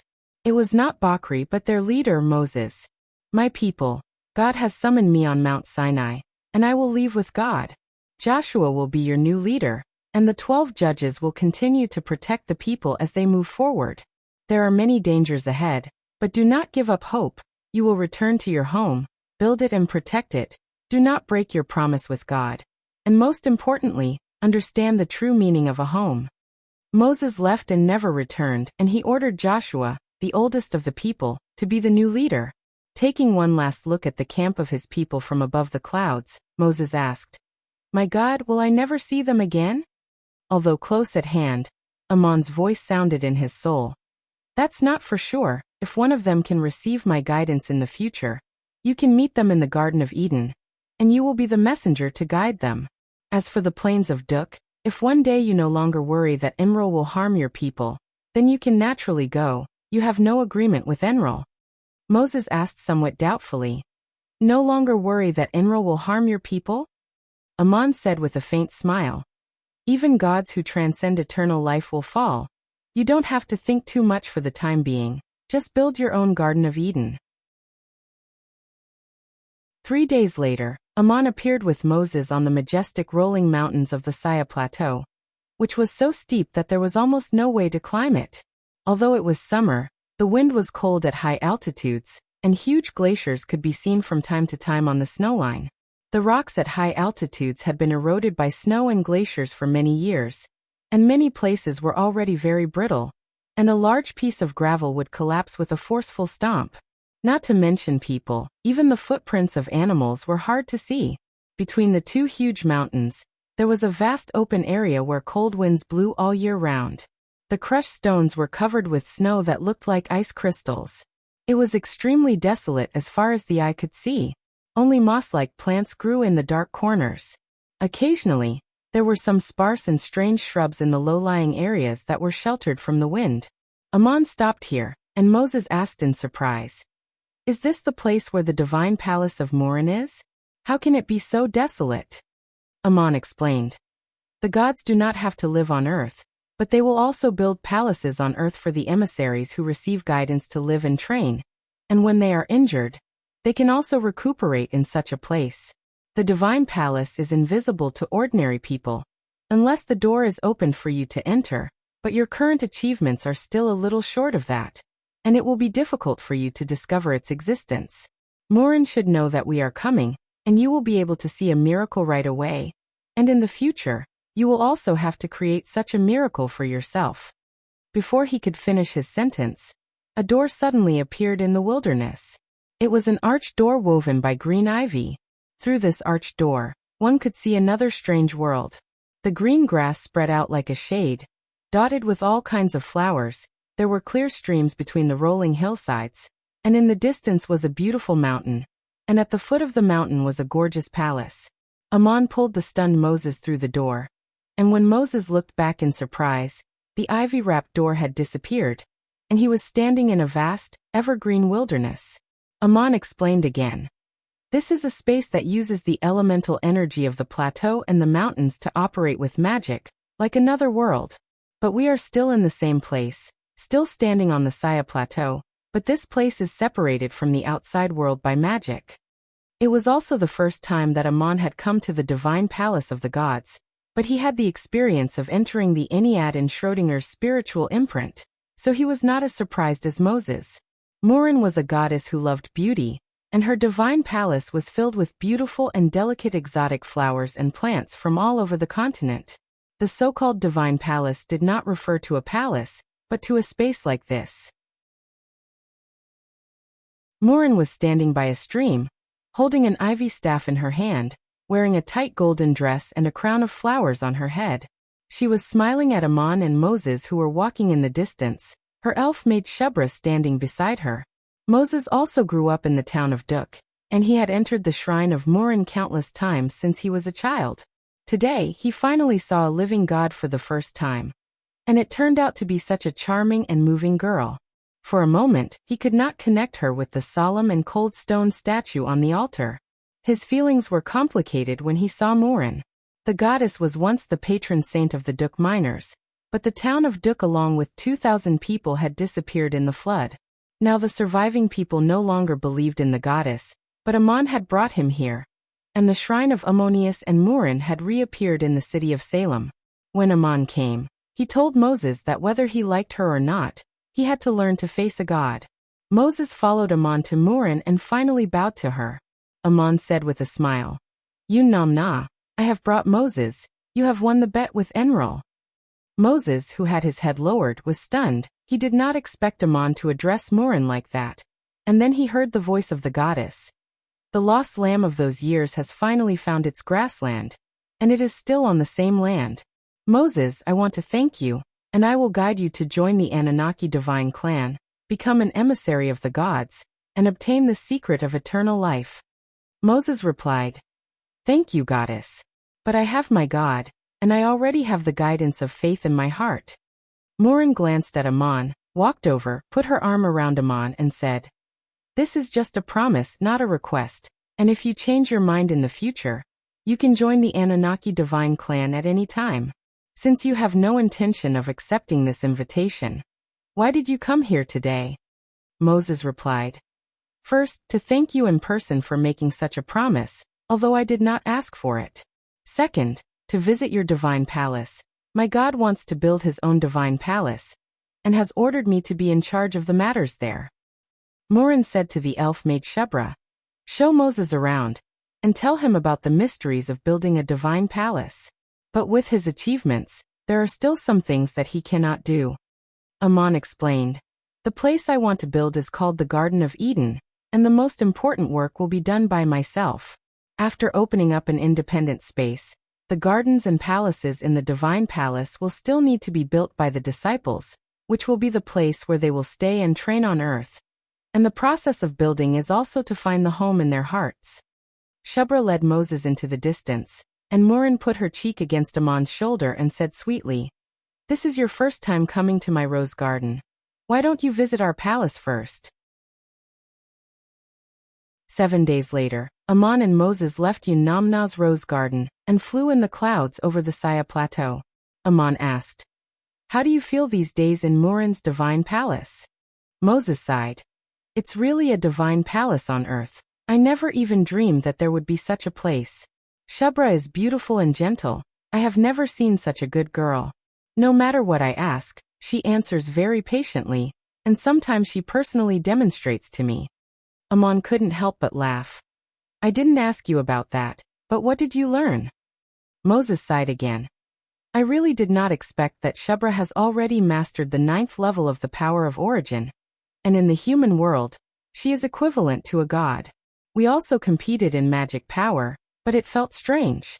Her achievements are much higher than mine, and she has mastered many means that I can't use, but in terms of pure strength, she doesn't exceed me by much, and she is not good at fighting. Aman laughed. Practicing the power of origin, pursuing the realm of endless growth in the human world, and eventually becoming a god who transcends eternal life, is not for the sake of fighting. Power grows with the mind, and talent varies from person to person. Shebra takes care of the rose garden for you, Namna. She is not a warrior, but your experience is different. You've walked this path that I've guided you to this point, and you've encountered so many hardships. Naturally, your magic power is much stronger. Moses asked again. So in the divine clan, is there an oracle who is particularly good at fighting? Aman replied. Of course there is. In the Ennead divine clan, the cat goddess Badet was very good at fighting, and Enril has a subordinate called Bright Moon Knight, who is not only good at assassination, but also has mastered a kind of explosive power of transformation, and is very strong in fighting. You must be careful when you encounter such an opponent. Don't think that everyone is as gentle and cute as Shebra. Moses. Shebra is the first oracle I have seen with my own eyes. She is good at awakening the power of living beings, with a feeling like a spring breeze. Aman suddenly frowned. There's a tail. Moses was stunned. Shebra doesn't have a tail, but her ears are a bit sharp, and the color of her pupils is not quite the same. Aman glared at him. I didn't say Shebra. There is a tail behind us. We are being followed. Moses looked back subconsciously. Who would follow us? Why can't I see it? Aman.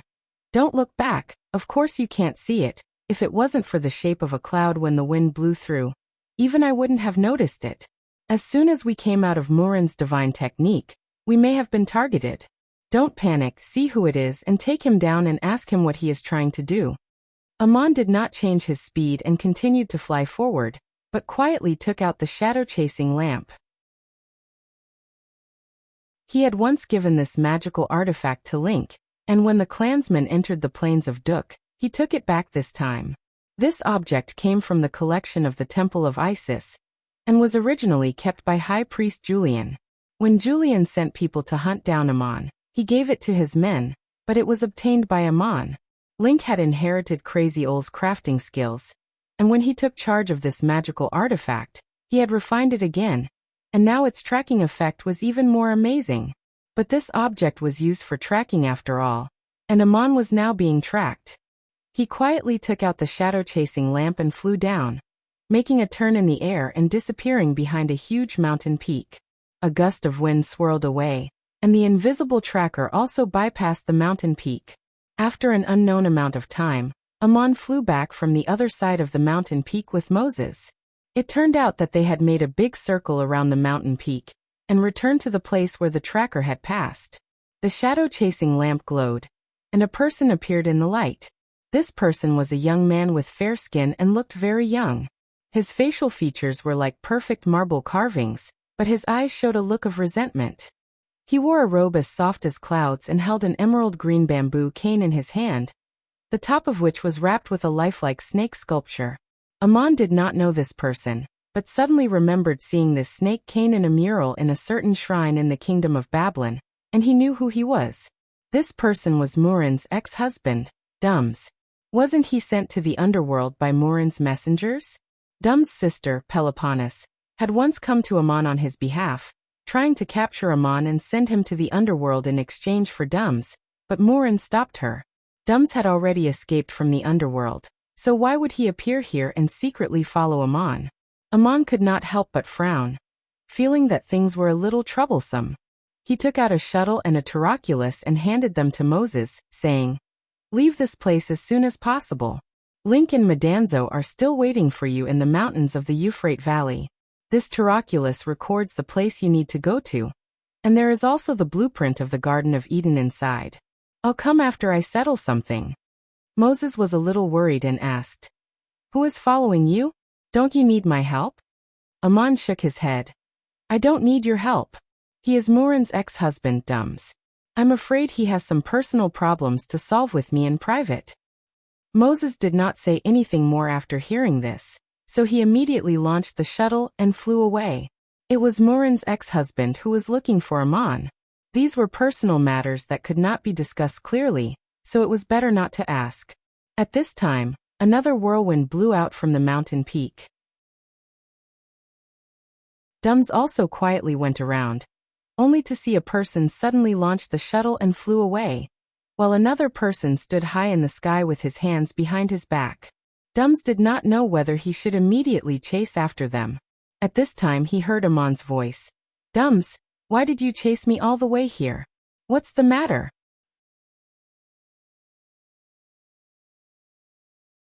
Chapter 205.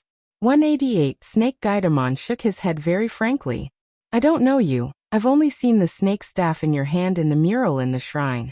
The god Dums painted on the mural doesn't look like you at all. It's very ugly, but the snake staff is the same."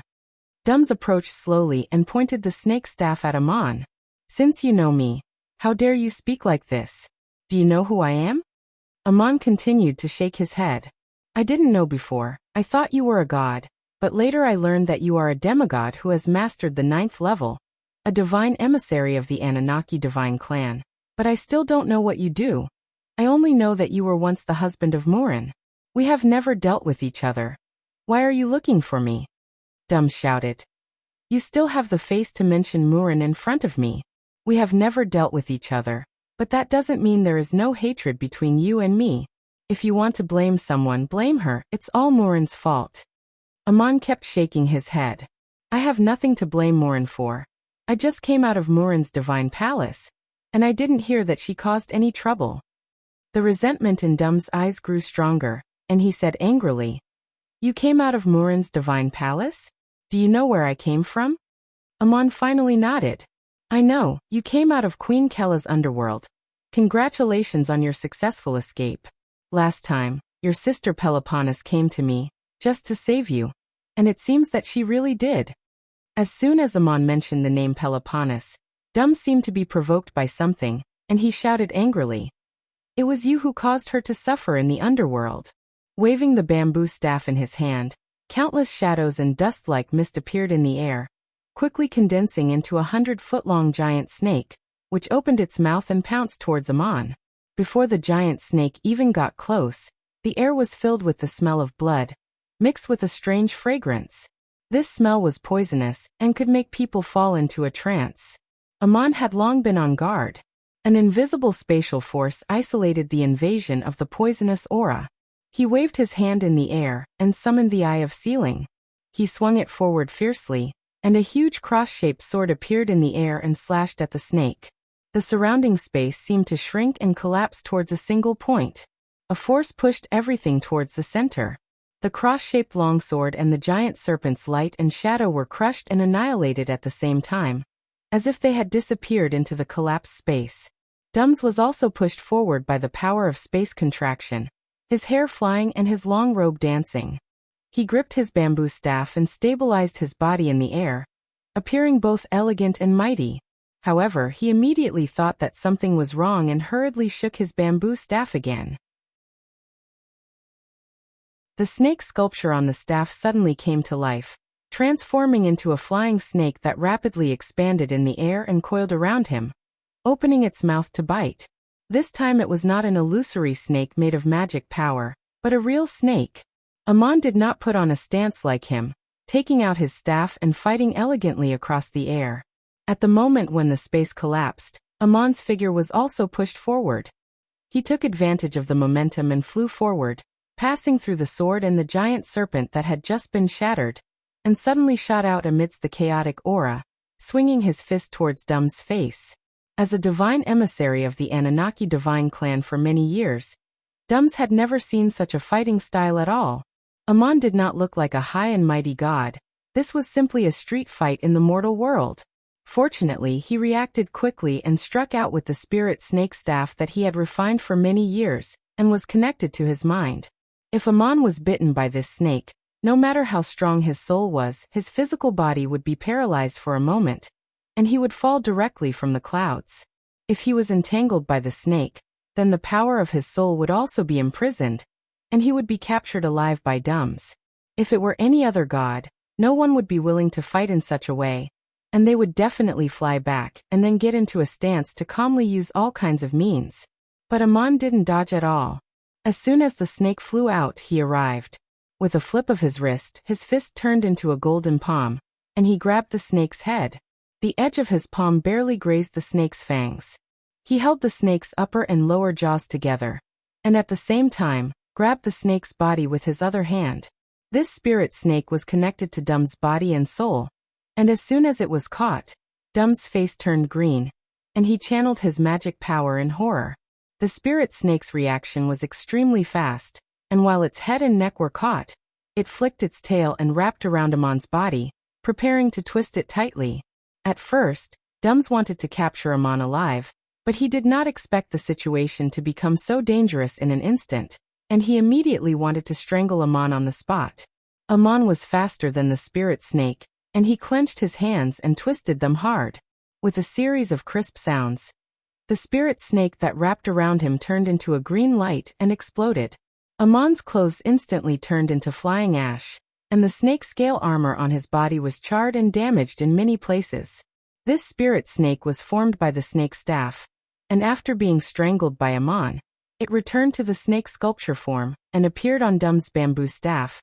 But Dum's spiritual power, which had been refined for many years, was greatly damaged, and he almost lost control of his body.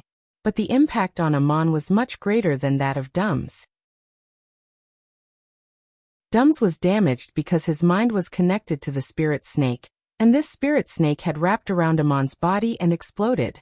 Whether it was the elemental summoning or the power of spatial transfer, they were all shattered into chaos, and Amon could no longer control his body to continue flying, and he would fall heavily to the ground. Of course, Dums was aware of this, and there was a trace of a contemptuous smile on his pale face. He waved his staff and was ready to use another method to capture Amon, who was about to fall. However, before he could lift his staff, he shouted in surprise, and with both hands holding the staff, he pushed it forward with all his strength. It turned out that Amon, under the huge impact and unable to control the flight of the divine spell, actually flew up and kicked him in the chest. The series of changes just now was complicated, but it all happened in the blink of an eye. Amon swooped down from the air, grabbed the snake, and crushed it. The huge impact made him lose control of the magic, but his body still flew forward due to inertia. The golden light on his hands was shattered, and both his arms were instantly numb and sore, but he twisted his waist and raised his foot before he was about to fall. Dums was so scared that he broke out in a cold sweat. How could the gods fight like this? Was the person in front of him Ammonius on the altar, or a wild man in the marketplace? At the moment when his mind was attacked, he could not use any powerful divine spell, and could only use his strong physical strength to hold the staff to block. With a muffled bang, Amon's foot stepped right in the middle of the bamboo staff. The power of this foot could even break the city gate. But the bamboo staff was amazingly tough, and after a violent tremor, it was still intact. Amon used the force to do a somersault, and was thrown into the sky by the rebound force. Dum's body trembled as he flew down, and he was in a trance for a few times. Sometimes he was fast like a shadow, and then he would freeze in the air for a moment, and then he would fly down like a shadow. After flashing a few times, he was already standing on the hillside below. Dums was kicked down by Amon. Fortunately, he was kicked in the air, and there was no support in the air, so he did not completely rely on his body to resist. After Dums landed on the ground, his hair was flying, and his clothes were not disheveled. He looked much calmer than Amon, and he waved the bamboo staff towards the sky to condense his magic power. He wanted to stand on the ground and attack the falling Amon.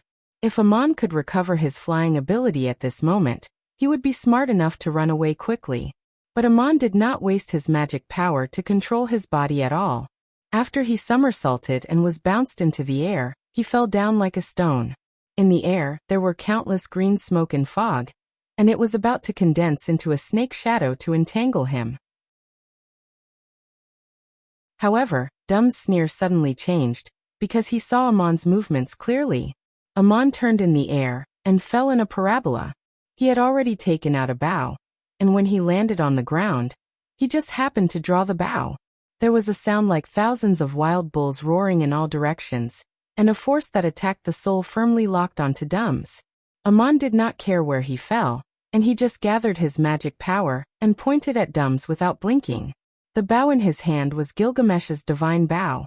When the bow was drawn, Amon just landed, and smoke and dust rose from his feet. He stepped on a huge rock, and half of it collapsed. He knelt on one leg in the gravel. In the air, countless illusionary green snakes of light had already formed. Dums could attack Amon with a wave of his staff, but at the same time, it meant that he would have to resist Amon's arrow. He had a flash of hesitation, but Amon did not hesitate. The bowstring was loosened, and dozens of shadows rippled in the spine of the bow, making a sound like rolling waves. The arrow he shot was not on the bowstring. There was a sharp whistle in the air, and a cross-shaped sword shot straight at Dums. Amon shot the Eye of Sealing. This sword had just been thrown out by him, and turned into a long sword of 100 feet to kill the giant snake. The space collapsed and shrank, and the shadow of the giant sword was also shattered and disappeared. Then, it turned back into an ordinary long sword and fell from the sky. At this time, Dums and Amon had already landed. Amon drew the bow when he fell, but his power pulled the Eye of Sealing in the air, and when he landed, it just happened to be shot. Dums no longer had time to attack Amon. With a wave of his staff, the shadow of the snake condensed in midair instantly burst into rays of green light, and wrapped around the Eye of Sealing. With a sharp roar, the Eye of Sealing pierced through the curtains of light, and was slowed down. Dums took the opportunity to fall to the ground and roll, his figure turning into a golden snake glowing with green light and escaping.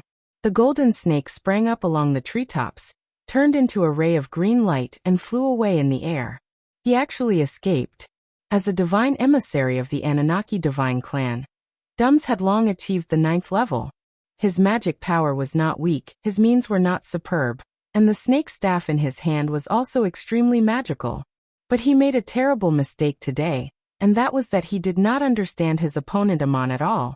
He had stayed in the underworld for too long, and did not fully understand the changes that had taken place outside. Even if he knew a little, he would probably not bother to study a mortal like Amon. In his mind, Amon was nothing more than a lowly Duk miner. Although he had achieved a high level, it had only been a few years. How could he compare to a high and mighty god like him? He thought that as soon as he appeared, he would be able to subdue Amon. And without the protection of Murin, this brat could only obediently submit. Unexpectedly, Amon was not afraid at all. Not only that, but he was also terrifyingly calm. Amon looked at Dums as if he was looking at a street performer playing with a snake, but when he really made a move he was not careless at all, and he did not care what tricks Dums used, nor did he care what habits the gods had when they fought. He fought completely according to his own way. Although he was not afraid of Dums, when he attacked, it was as if he was on the battlefield facing a life-and-death situation, and he even used a flying kick. There was one thing that Dums could never have imagined. Although Amon was only a young man in his early 20s, he had the same state of mind as the cat goddess Batet. Dums' feeling was anger at first, then shock, then hatred, and then fear. At such a close distance, the eye of sealing that Amon shot with Gilgamesh's divine bow was too frightening. If he was hit by this arrow, even if he did not die, he would be seriously injured. Even if his attack could also seriously injure Amon at the same time, what was the point?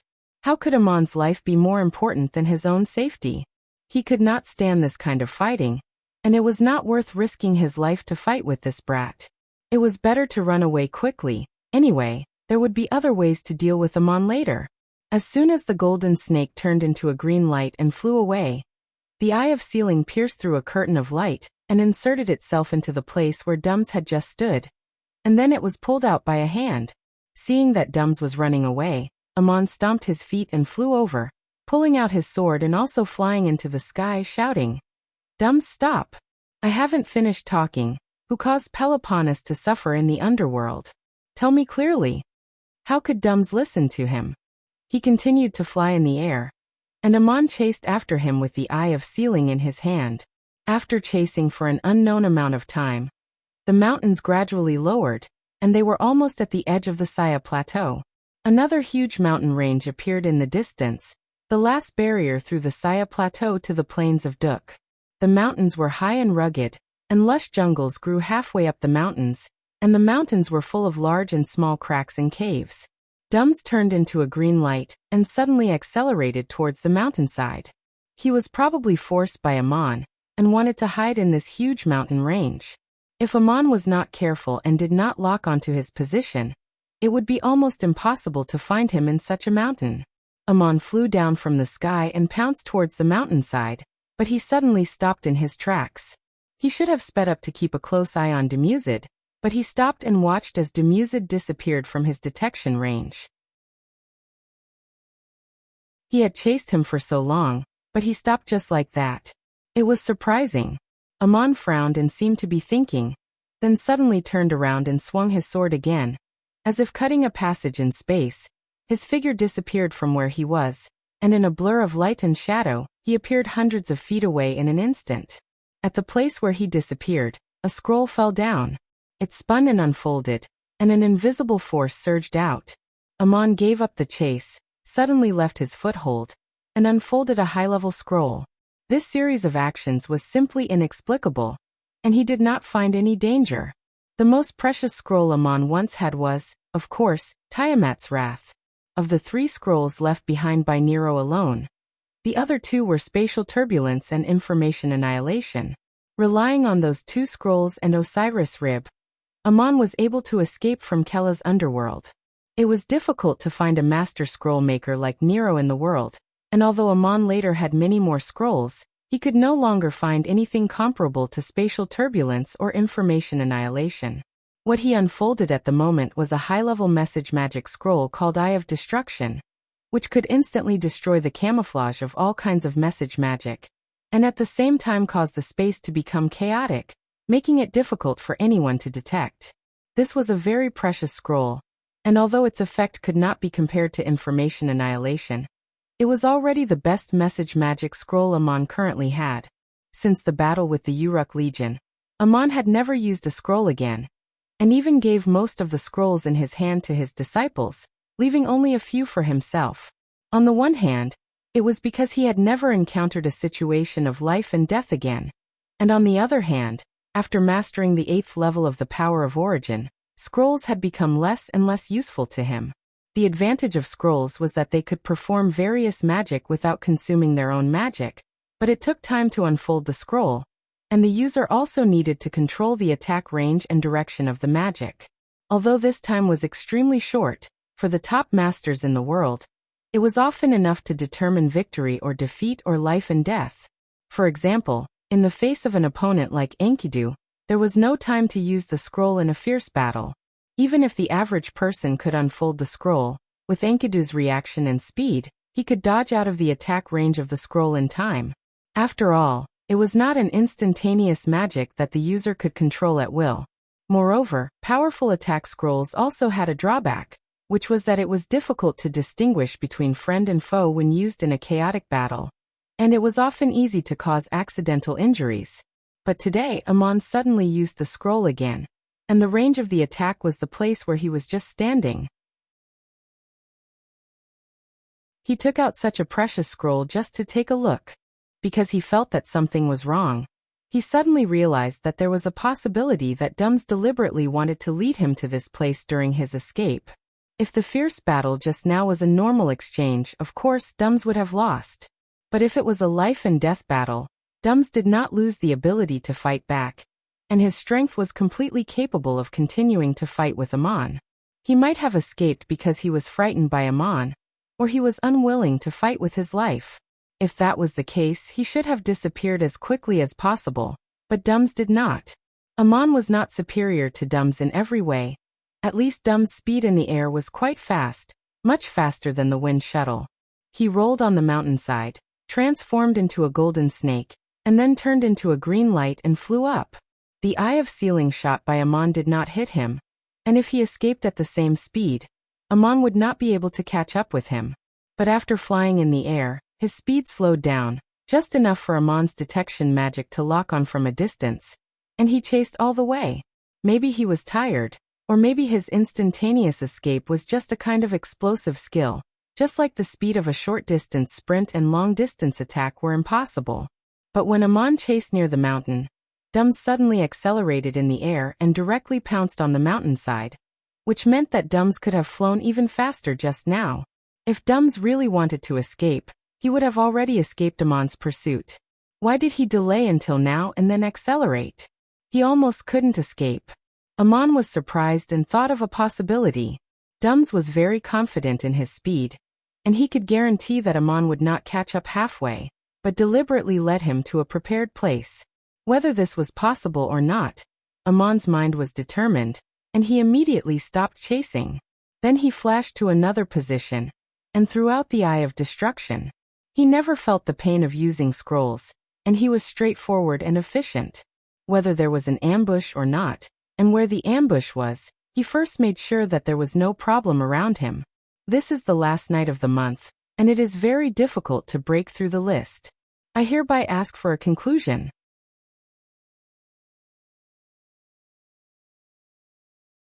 Chapter 206. 189 Gorgeous turned the Eye of Destruction was not an offensive divine spell. The scroll disappeared and turned into a transparent wave of air that spread quickly in the air. About 30 paces away from where Amon had just stood, a figure suddenly appeared. This person held a gray-white spike in his hand, and his body was bent like a fully drawn bow, ready to shoot out at any time to launch an attack. Amon was taken aback. He knew this person. It was Bright Moon Knight, who had tried to assassinate him in the charcoal marsh. Bright Moon Knight was the best opponent Amon had ever encountered. Just now, Amon had been closely locking on to the escaping Dums, and his attention was all drawn to the front. He did not expect Bright Moon Knight to have already lurked so close in mid-air. No matter how good a stealth skill was, it would still expose one's figure when one attacked, but the closer one was, the more sudden the attack was, and the greater the threat. Even Amon would find it difficult to defend against a full-force attack from a master like Bright Moon Knight at such a close distance. Fortunately, his reaction was alert and he did not make any mistakes. Bright Moon Knight was obviously on the same side as Dums. Dums failed to subdue Amon, so he lured him to this place. When Amon flew past, Bright Moon Knight could launch a fatal blow. He was already ready and was about to attack, but Amon suddenly stopped and then disappeared. An Eye of Destruction was opened, revealing his figure in mid-air. Bright Moon Knight was even more surprised than Amon. His first reaction was that the matter had been exposed, and Amon had long been prepared to deal with him. Amon did not give him time to think carefully. As soon as he saw Bright Moon Knight appear, he immediately let out a low shout and flew over from 100 paces away. Before he arrived, a series of crisp sounds came from all the joints in his body, and a violent aura spread out. Bright Moon Knight's appearance here surprised Amon very much, because he knew this assassin's powerful transformation skill. Today wasn't a full moon night, but rather a dim one. Right now it was daytime and the sun was shining brightly. It was the most disadvantageous time for the moonlit night transformation. And according to John's judgment, Ming Yi would need to rest for at least half a year before he could fully recover to his peak state. For an assassin like him, there was a limit to assassinating top experts, otherwise it would be too terrifying. But even if Bright Moon Knight did not use the Berserk Strength transformation skill, she was still a calm and terrifying assassin.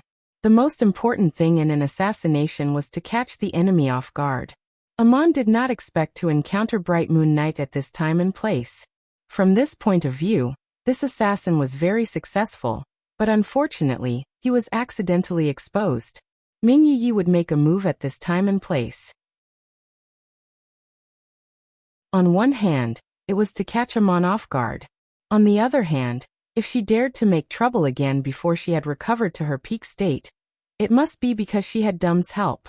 It was tricky and dangerous to deal with such two experts at the same time, so Amon's first reaction was to get rid of Bright Moon Knight before Dums came back to attack, so he immediately entered the Berserk state, which could make his reaction speed and strength the strongest in a short period of time. Using the Berserk power was not without a price. Once he entered this state, the enhancement of one power would also limit other powers. Amon could no longer use the Flight Divine spell, and would fall from the sky. But before he entered the Berserk state, he had already flown up, shooting in front of Bright Moon Knight at an extremely fast speed and slashing down with the Eye of Sealing. The sharp sword with a dazzling golden light could even cut a small mountain in half. The powerful pressure and explosive energy had locked Bright Moon Knight in midair, and the assassin had become the attacked. Bright Moon Knight waved his spikes in panic to block, and the spikes formed a shock wave that surrounded his body with a long howl. The sword light slashed on the spikes and disappeared into thin air, then shot out not far behind him, as if it was inexplicably shielded by space and then reappeared. Bright Moon Knight's magic power was not weak, and he was also good at using magic skills in combat, so he barely blocked Amon's powerful sword. His body trembled and floated downwards, and he was cut down from the sky by Amon's sword. Amon did not give him a chance to breathe, and followed him down from the sky with another slash. Bright Moon Knight could only raise his spikes to block as he fell, and the sword light and the spikes collided again. His body, which had just stabilized, accelerated again. Amon swung his sword down in the air, with an almost crazy power, and each slash was ruthless and accurate. Bright Moon Knight was really a ruthless character, blocking repeatedly as he was chased down from the sky. The two were like two meteors that kept colliding as they flew towards the foot of the mountain. Ming Yi landed with a loud bang, causing a large patch of trees in the forest to fly and creating a deep pit in the ground.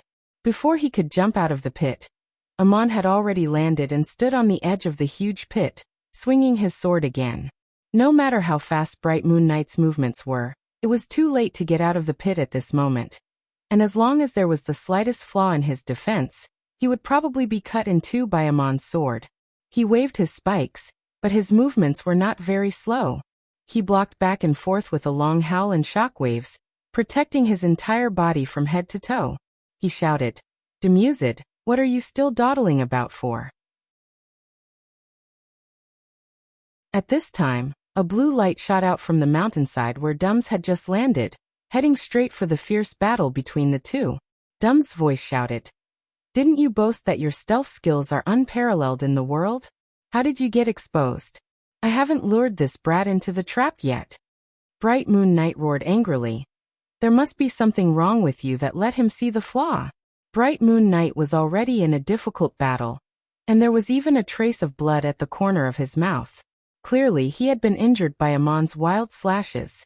He had not fully recovered his strength, and was fighting with Amon in a very disadvantageous situation, and had already suffered a lot.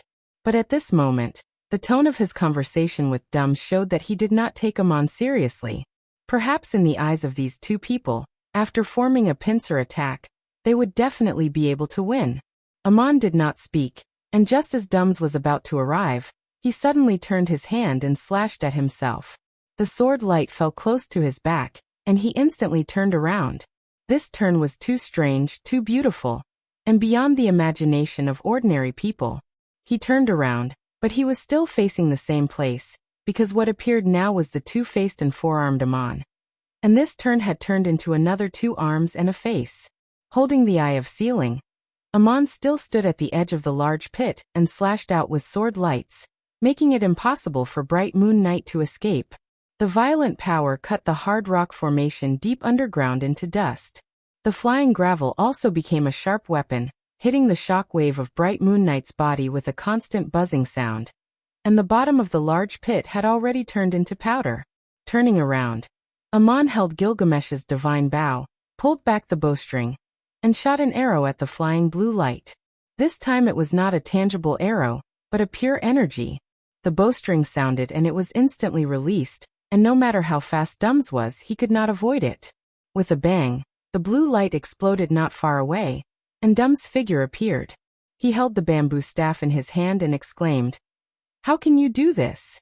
Amon, who was facing the bright moon, was in a state of berserk, his hair flying in the wind in his gaze, while Amon, who had turned around to face Demuzid, had a calm expression, and there was not even a trace of anger in his voice as he replied lightly, "This is the realm that I have verified. Similarly, there are also differences between the 9 levels, and the me that you are facing can be called Allaha." Amon's use of this method was beyond Dum's expectations. This was not a phantom created by using message magic, nor was it a transformation magic to change his appearance. Both Amon had verified realms, had a complete personality identity, and even the magic power they cultivated and the means they were good at were not the same. To use an inappropriate analogy, it was like a person dealing with different people in the world with different identities. This was the realm of cultivation after having the 9th level achievement of endless arising and arising, and it was a breakthrough after having stronger magic power and more profound knowledge. No one taught Amon, and Amon comprehended it on his own after revealing his face to Moses on Mount Sinai. It was as if another pair of eyes had opened in the dark. Did the cultivation of the power of the origin have to go through this process?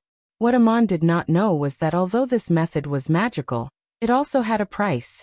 Each complete identity had to be cultivated to the peak of the 9th level achievement and integrated without hindrance.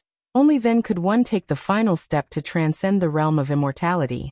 The changes shown by Amon at the moment were also related to the power of 2 sides he had once cultivated. After comprehending the power of the origin, Amon had understood that the true path did not have 2 sides. But after all, he had such an experience in his own cultivation, and had insights that others did not have.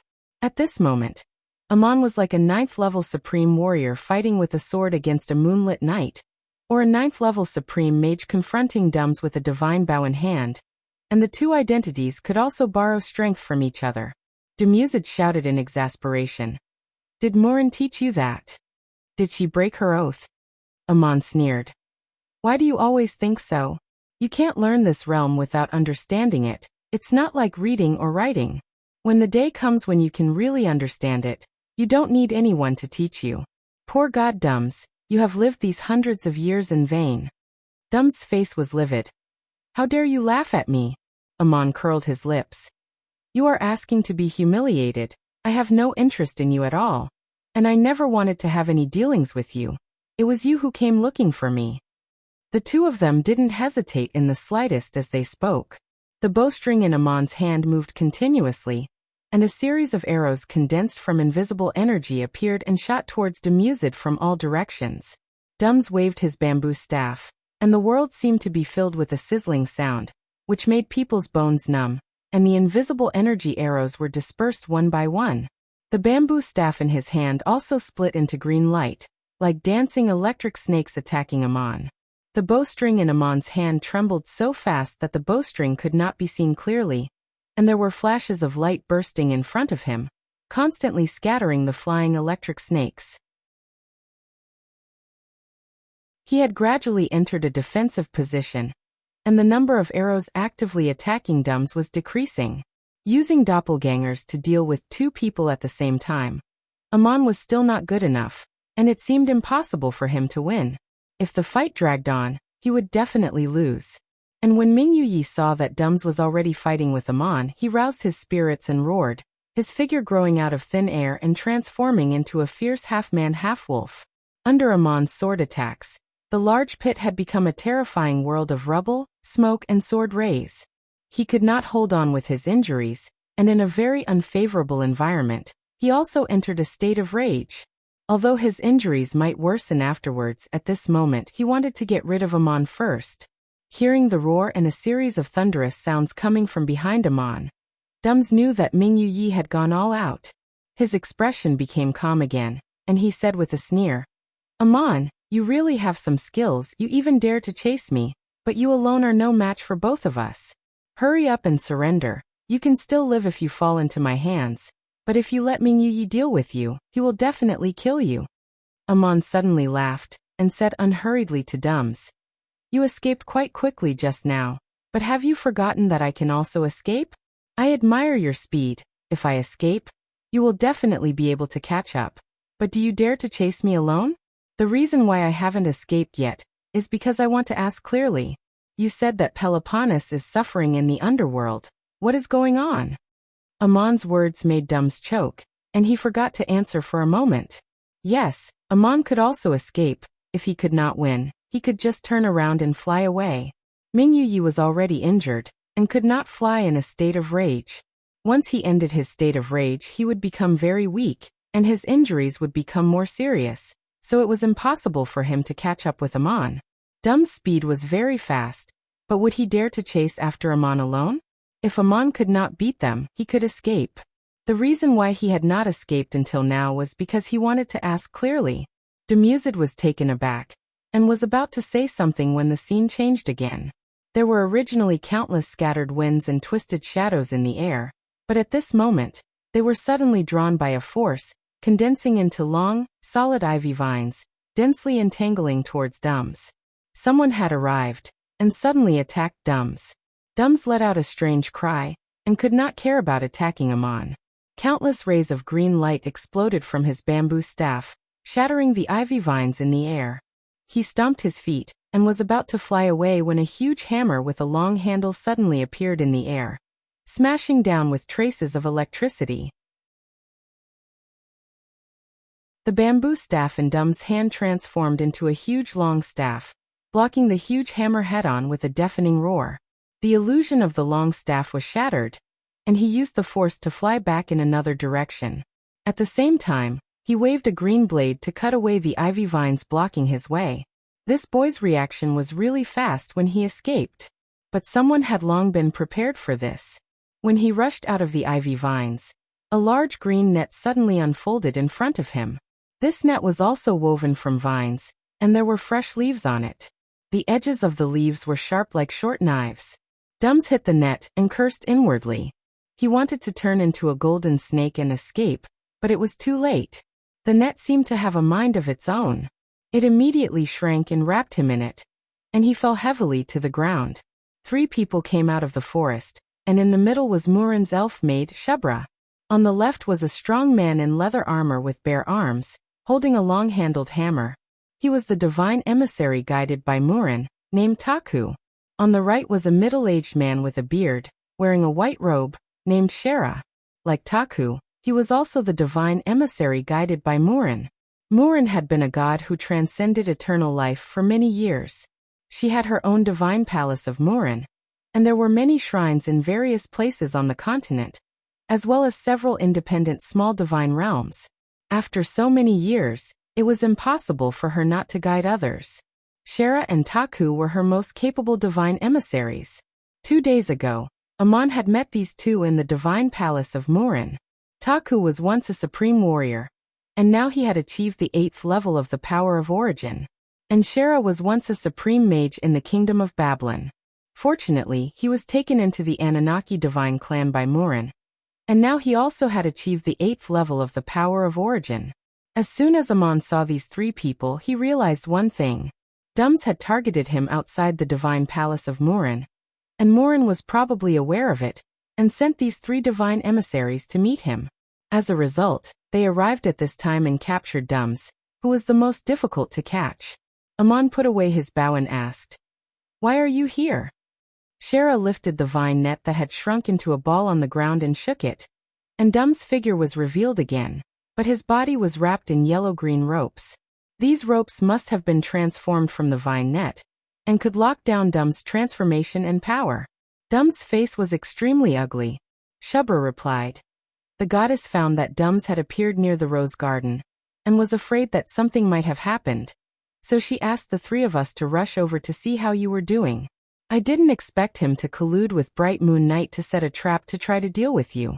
But your means are superb, and you don't need our help.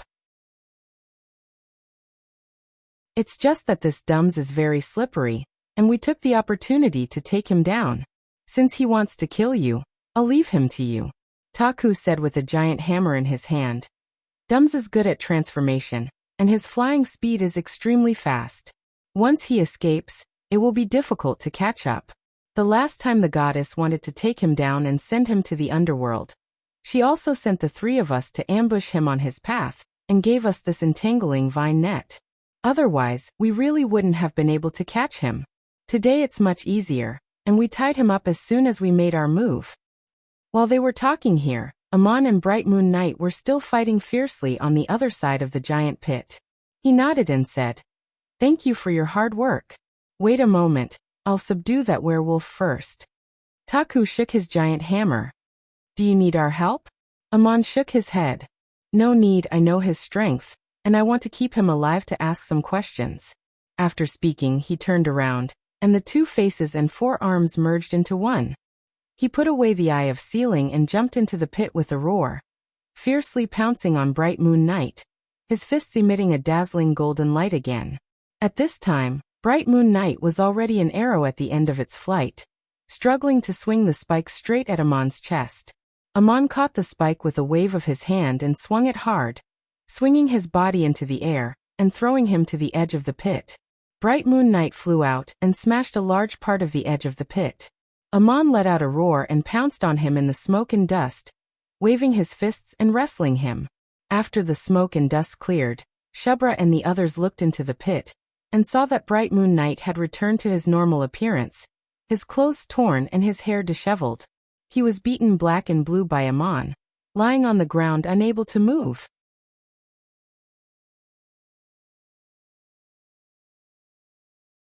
Chapter 207. Why did Mumas come looking for trouble with Amon, and how did he get out of the underworld? Things had to start from the beginning. His background was different from that of Amon. His sister, Peloponnes, was guided by Ea, the god of wisdom, very early on and became an emissary of the Anunnaki divine clan, helping Ea to create the word God on earth. Some of the habits of the Anunnaki gods were different from those of the Igut Ennead. The Ennead of Igut built a very large Ennead palace together for the emissaries to live and train in, while the gods of the Anunnaki tended to build their own divine palaces. Peloponnes was not good at fighting with others, and her temper was peaceful and gentle. It was said that she could make the breeze and the mountain springs produce melodious sounds like songs, and Ea's divine palace was the most beautiful. Peloponnes also had the 9th level of the power of origin, and was known as the goddess Peloponnes, and it was said that she was the one closest to the gods among the emissaries. At her request, Ea agreed to guide Dums to join the Anunnaki divine clan, but this was only a kind of permission, and the secret of the power of origin was taught to Dums by Peloponnes, not Ea. Dums was a famous handsome boy in the Anunnaki divine clan, and he learned the secret of becoming a god with almost no hardship. He was able to train in the most beautiful divine palace on earth, and received the most careful guidance. He was handsome and proud, and the power he trained was also very strong. The bamboo staff in his hand was once a relic of Tiamat's ship. When Tiamat fell in the battle of the gods, the bamboo staff became Ea's trophy, and Ea gave it to Peloponnes, and Peloponnes gave it to Dums. The snake carving on the bamboo staff contained a part of Tiamat's spiritual imprint, which turned out to be the experience of a snake. This imprint was also a cultivation secret of a strange divine technique. By refining this bamboo stick and becoming one with one's mind, one would be able to grasp this mysterious technique. Not only would one be able to transform into a snake, but they would also be able to use all kinds of powerful techniques. This was a small part of the secret that Tiamat had mastered. Back then, she was able to guide monsters like Humbaba, so it was not surprising that there was such a secret in her spiritual imprint. As the god of wisdom, Ye had long since transcended eternal life, and was not interested in this kind of secret. Peloponnesus did not want to cultivate this divine art either. Dums, on the other hand, spent 100 years to refine the bamboo stick. Not only did he refine it with his mind, but he also learned this mystical secret, and obtained a powerful weapon. Although Dums was very powerful, his means were not as ruthless as Murin. At that time, Murin was furious and sent 3 oracles with the entangling vine net to set up an ambush, capture Dums in one fell swoop, and send him to the underworld of Queen Kella. Peloponnesus went to find Ammon, because Ammon had entered the underworld. Peloponnesus thought that Ammon should be responsible for being trapped in the underworld, and should not let Dums suffer for him. As a result, when she went to find Ammon, she was stopped by Murin. Ammon told Peloponnesus that he was not replaced by Dums, but that he had escaped from the underworld on his own. If Peloponnesus wanted to save Dums, she should go to Kella herself. Peloponnesus went to the underworld. The queen of the underworld, Kella, was known to be not to be trifled with. Even Murin was somewhat afraid of her, and would never deal with her unless it was necessary. Peloponnesus begged for a long time, and Queen Kella finally nodded and agreed to release Dums, but at the same time put forward a condition, unless Peloponnesus could replace Dums with another god to serve in the underworld. The so-called gods of Kella were not really gods who had transcended eternal life, but oracles who had passed the test of endless life. Peloponnesus had no choice but to replace Dums in the underworld with herself. After leaving the underworld, Dums had always wanted to find Ammon. He also thought that the matter was caused by Ammon, and the person who should really be responsible should be Ammon. He wanted to catch Ammon and replace Peloponnesus. It was not easy to catch Ammon. Ammon was already the head of the Anyira Legion at that time, and later became the supreme general of the empire, staying in the Ennead divine realm of Igut. Not long ago, Ammon left Igut and entered the plains of Duk. He withdrew to Lung and built the shrine of Murin, but at the same time worshipped Murin and Ammonius, and held a ceremony to summon the gods to descend. Dums heard the news in the divine palace of Ea, and it was Bright Moon Night, who came to the divine palace to recuperate from his injuries. Among the various divine palaces of the Anunnaki gods, the one with the most suitable environment for recuperating from injuries was the divine palace of Ea. Dums confirmed 3 things. First, Ammon had left Igut and come to the Anunnaki divine realm.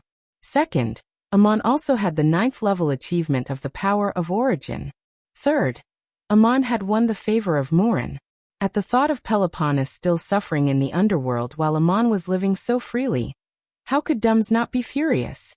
He picked up his bamboo staff and immediately wanted to go find Ammon, but was dissuaded by Bright Moon Night.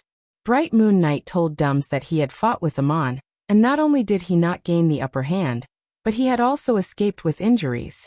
Dums was probably not a match for Ammon alone. Moreover, Ammon's whereabouts were very secretive, and there was always a group of very powerful helpers around him.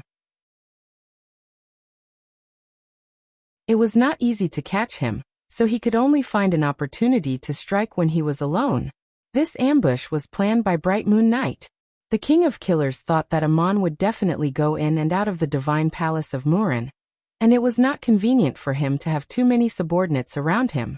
So he waited quietly near the divine palace of Murin, and he would definitely find the best opportunity. Dums listened to Bright Moon Night's suggestion, but he did not believe that Ammon was so powerful. How could a person who had just passed the test of endless arising and ceasing cycle compare to him?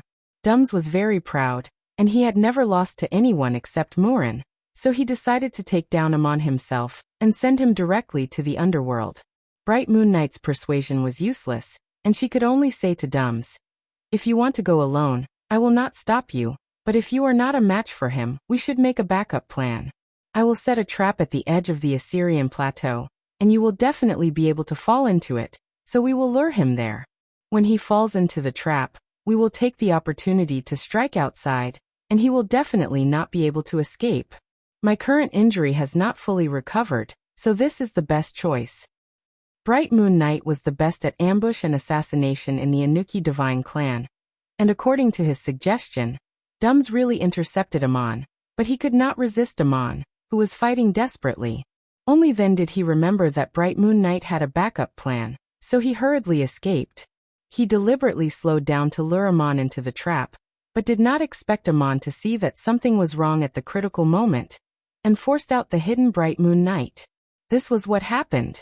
Regarding the situation of the goddess Peloponnes, it was Murin's 3 subordinates who told Amon, and the rest was said by Bright Moon Knight. Amon did find a trap between the cliffs of the mountain ahead, and it was very cleverly arranged. If he really accidentally followed Dums and fell onto the hillside, he would definitely not have a good end. The heart of the trap was a very hidden small formation, and if it was not touched, there was almost no abnormality. It required a lot of magic power to detonate in an instant, and only a few stones were blown away, but it made use of the structure of the mountain. Above the trap was a cliff that extended thousands of feet outwards, full of cracks and holes, and the rock layer was very weathered. If a hole suddenly exploded in the mountainside, this side of the mountain wall would collapse. In order to prevent Amon from escaping, this formation had another function, which was to instantly connect all the power of the collapsed mountain wall into one, firmly imprisoning the space where Amon was standing. When the trap detonated, Bright Moon Knight and Dums worked together to block it, and no matter how capable Amon was, it would be difficult for him to escape. Even if he was a god who had transcended eternal life, if he was caught off guard, he would probably end up in a worrying state. Amon carefully investigated the structure of the trap according to Bright Moon Knight's instructions. And after that, he took a deep breath and was also very afraid. Bright Moon Knight was willing to tell all of this honestly, because Amon promised not to kill him, and would let him go. Shubra told Amon that the divine emissaries of the Anunnaki divine clan might fight with each other, but without the permission of the King of Gods, they could not kill the divine emissaries of the same divine clan. This was also one of the agreements between the gods after the War of the Gods. Shubra and the other 2 could help Amon take down Dums and Bright Moon Knight, but it was not easy to kill them. But Amon was not a divine emissary of the Anunnaki divine clan. And since Dums and Bright Moon Knight had already tried to kill him, it was reasonable for him to kill these 2 divine emissaries. Bright Moon Knight had been beaten half to death, and when Amon asked him why he wanted to assassinate him, Bright Moon Knight replied that it was Enril who sent him. Bright Moon Knight himself had no grudge against Amon, and now that his life had fallen into Amon's hands, even he himself did not understand why Enril sent him to assassinate Amon. Enril was the god who guided him, and Bright Moon Knight had accepted this task, so he had to do it. Amon asked, "If I let you go, you will come back to assassinate me after you recover. Otherwise you will not be able to free yourself from your mission, right?" Bright Moon Knight bowed his head and did not speak. But Amon felt a strong emotion in his heart. It was the great terror of life and death. With Bright Moon Knight's achievements, Amon's special ability usually did not work, but at this moment he could feel it so clearly, which meant that Bright Moon Knight was desperate and realized that he would die today. People like Bright Moon Knight may not be afraid of death, but they could not avoid the great terror of facing life and death. There were many kinds of human terror, such as encountering fierce beasts in the mountains, worrying that someone close to them would be hurt, living with corpses in a dark room, and so on. The meaning of terror was different, and it was not necessarily pure fear. On the battlefield, when the murderous spirit was boiling, the warriors would fearlessly charge at the enemy's swords and spears, not even having the time to think before they died. There were many such warriors, but if they were asked to face death calmly, the approach of death, and clearly feel the taste of life disappearing, most of them would not be able to stand it. And for a god like Bright Moon Knight, the situation was even more special.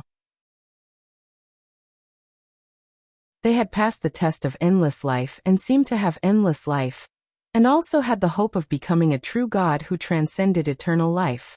Their judgment of the value of life was naturally different, and they would never risk their lives unless they had no other choice. They would not even do things that threatened their lives, because it was not worth it. They clearly had seemingly endless life, but they could only watch themselves die like mortals. This great terror of life and death was difficult to understand without reaching the realm.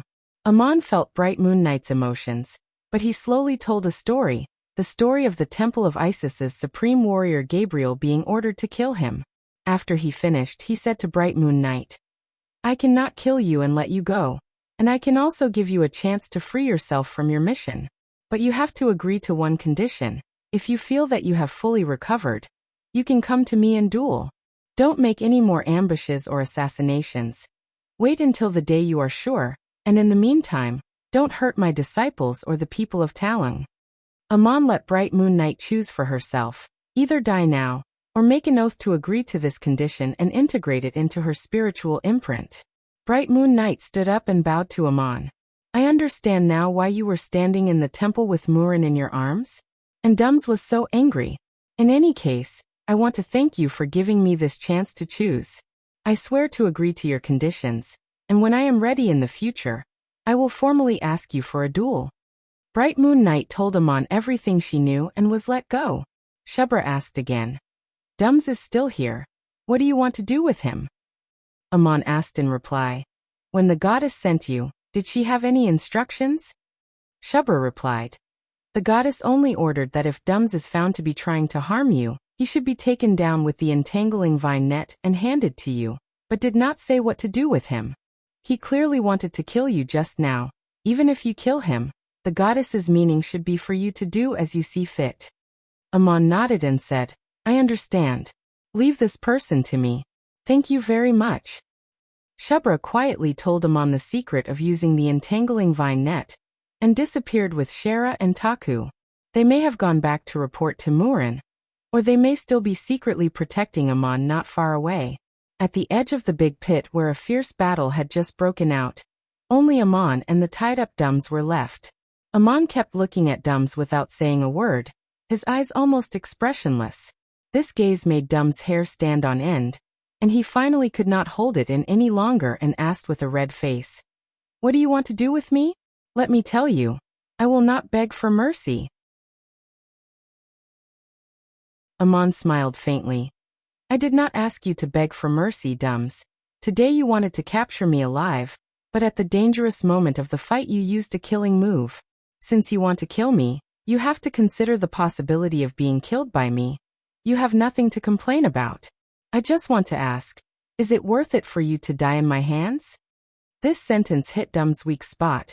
He hated Amon on one hand because Peloponnes was trapped in the underworld, and on the other hand, the more important reason was Murin. Amon's success symbolized his failure. Amon standing on the altar holding Murin was a silent mockery to Dums. The arrogant Dums looked down on Amon from the bottom of his heart. But in fact, no matter what he thought, Amon was the most qualified person in the world to mock him. Even if Dums was not afraid of death, dying in the hands of Amon was the least worthy choice, but unfortunately it seemed that there was no other choice. Dums glared and panted. You can kill me. I have fallen into your hands today anyway, but you have to know the consequences of doing so. Amon shook his head gently. Consequences? You mean if I kill you, it will lead to the revenge of the gods? I have never provoked you before, and I do not know Bright Moon Knight at all. But aren't you going to deal with me today? Whether it is killing me or sending me to the underworld, is there a worse result in the world than this? You are wrong about one thing. The person who should take revenge is me. This was very true. Would Amon let go of the oracle who assassinated him, because he was afraid of offending the gods? It was already like this if he did not offend them, so what if he did? Dums was speechless for a moment, and Amon also sensed that a strong fear was gradually rising in his heart. Amon said again, If I were you, it is not worth dying in my hands. Even if I have to die, I will die in the hands of Queen Kella. Do you understand what I mean? Dums raised his eyes and stared at Amon hatefully. You want me to rush into the underworld to fight Queen Kella and rescue Peloponnes? This is a delusion. It is impossible for me to be Kella's opponent in the underworld. It is clearly suicide. Amon sneered. Then dying is better than dying like this. At least you have done your best, whether the choice is wrong or not. I feel the fear in your heart. You are proud. You look down on those lowly lives. But when your endless life is about to end, your soul is also trembling.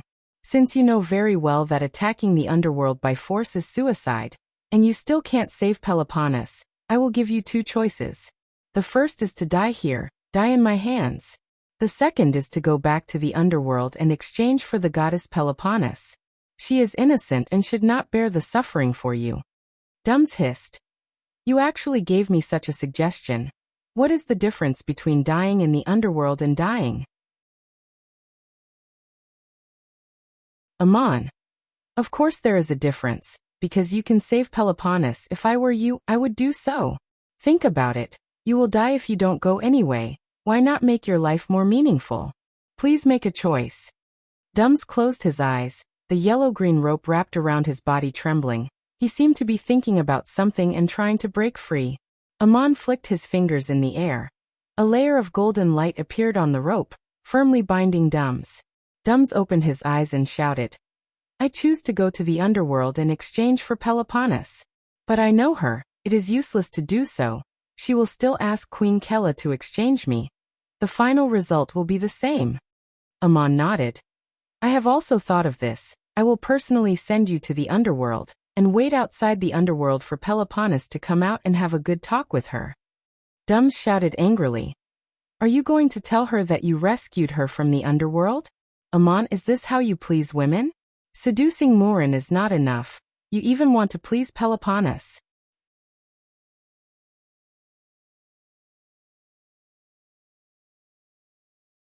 Chapter 208. 191. If I don't go to hell, who will? The reason why I didn't kill you is because of Peloponnes. Your life means nothing to me. God Dums, you should know my origin. I was born in a very humble miner's family in Duk. My life has been hard since I was a child. Even the leftover bread has to be saved for the next meal.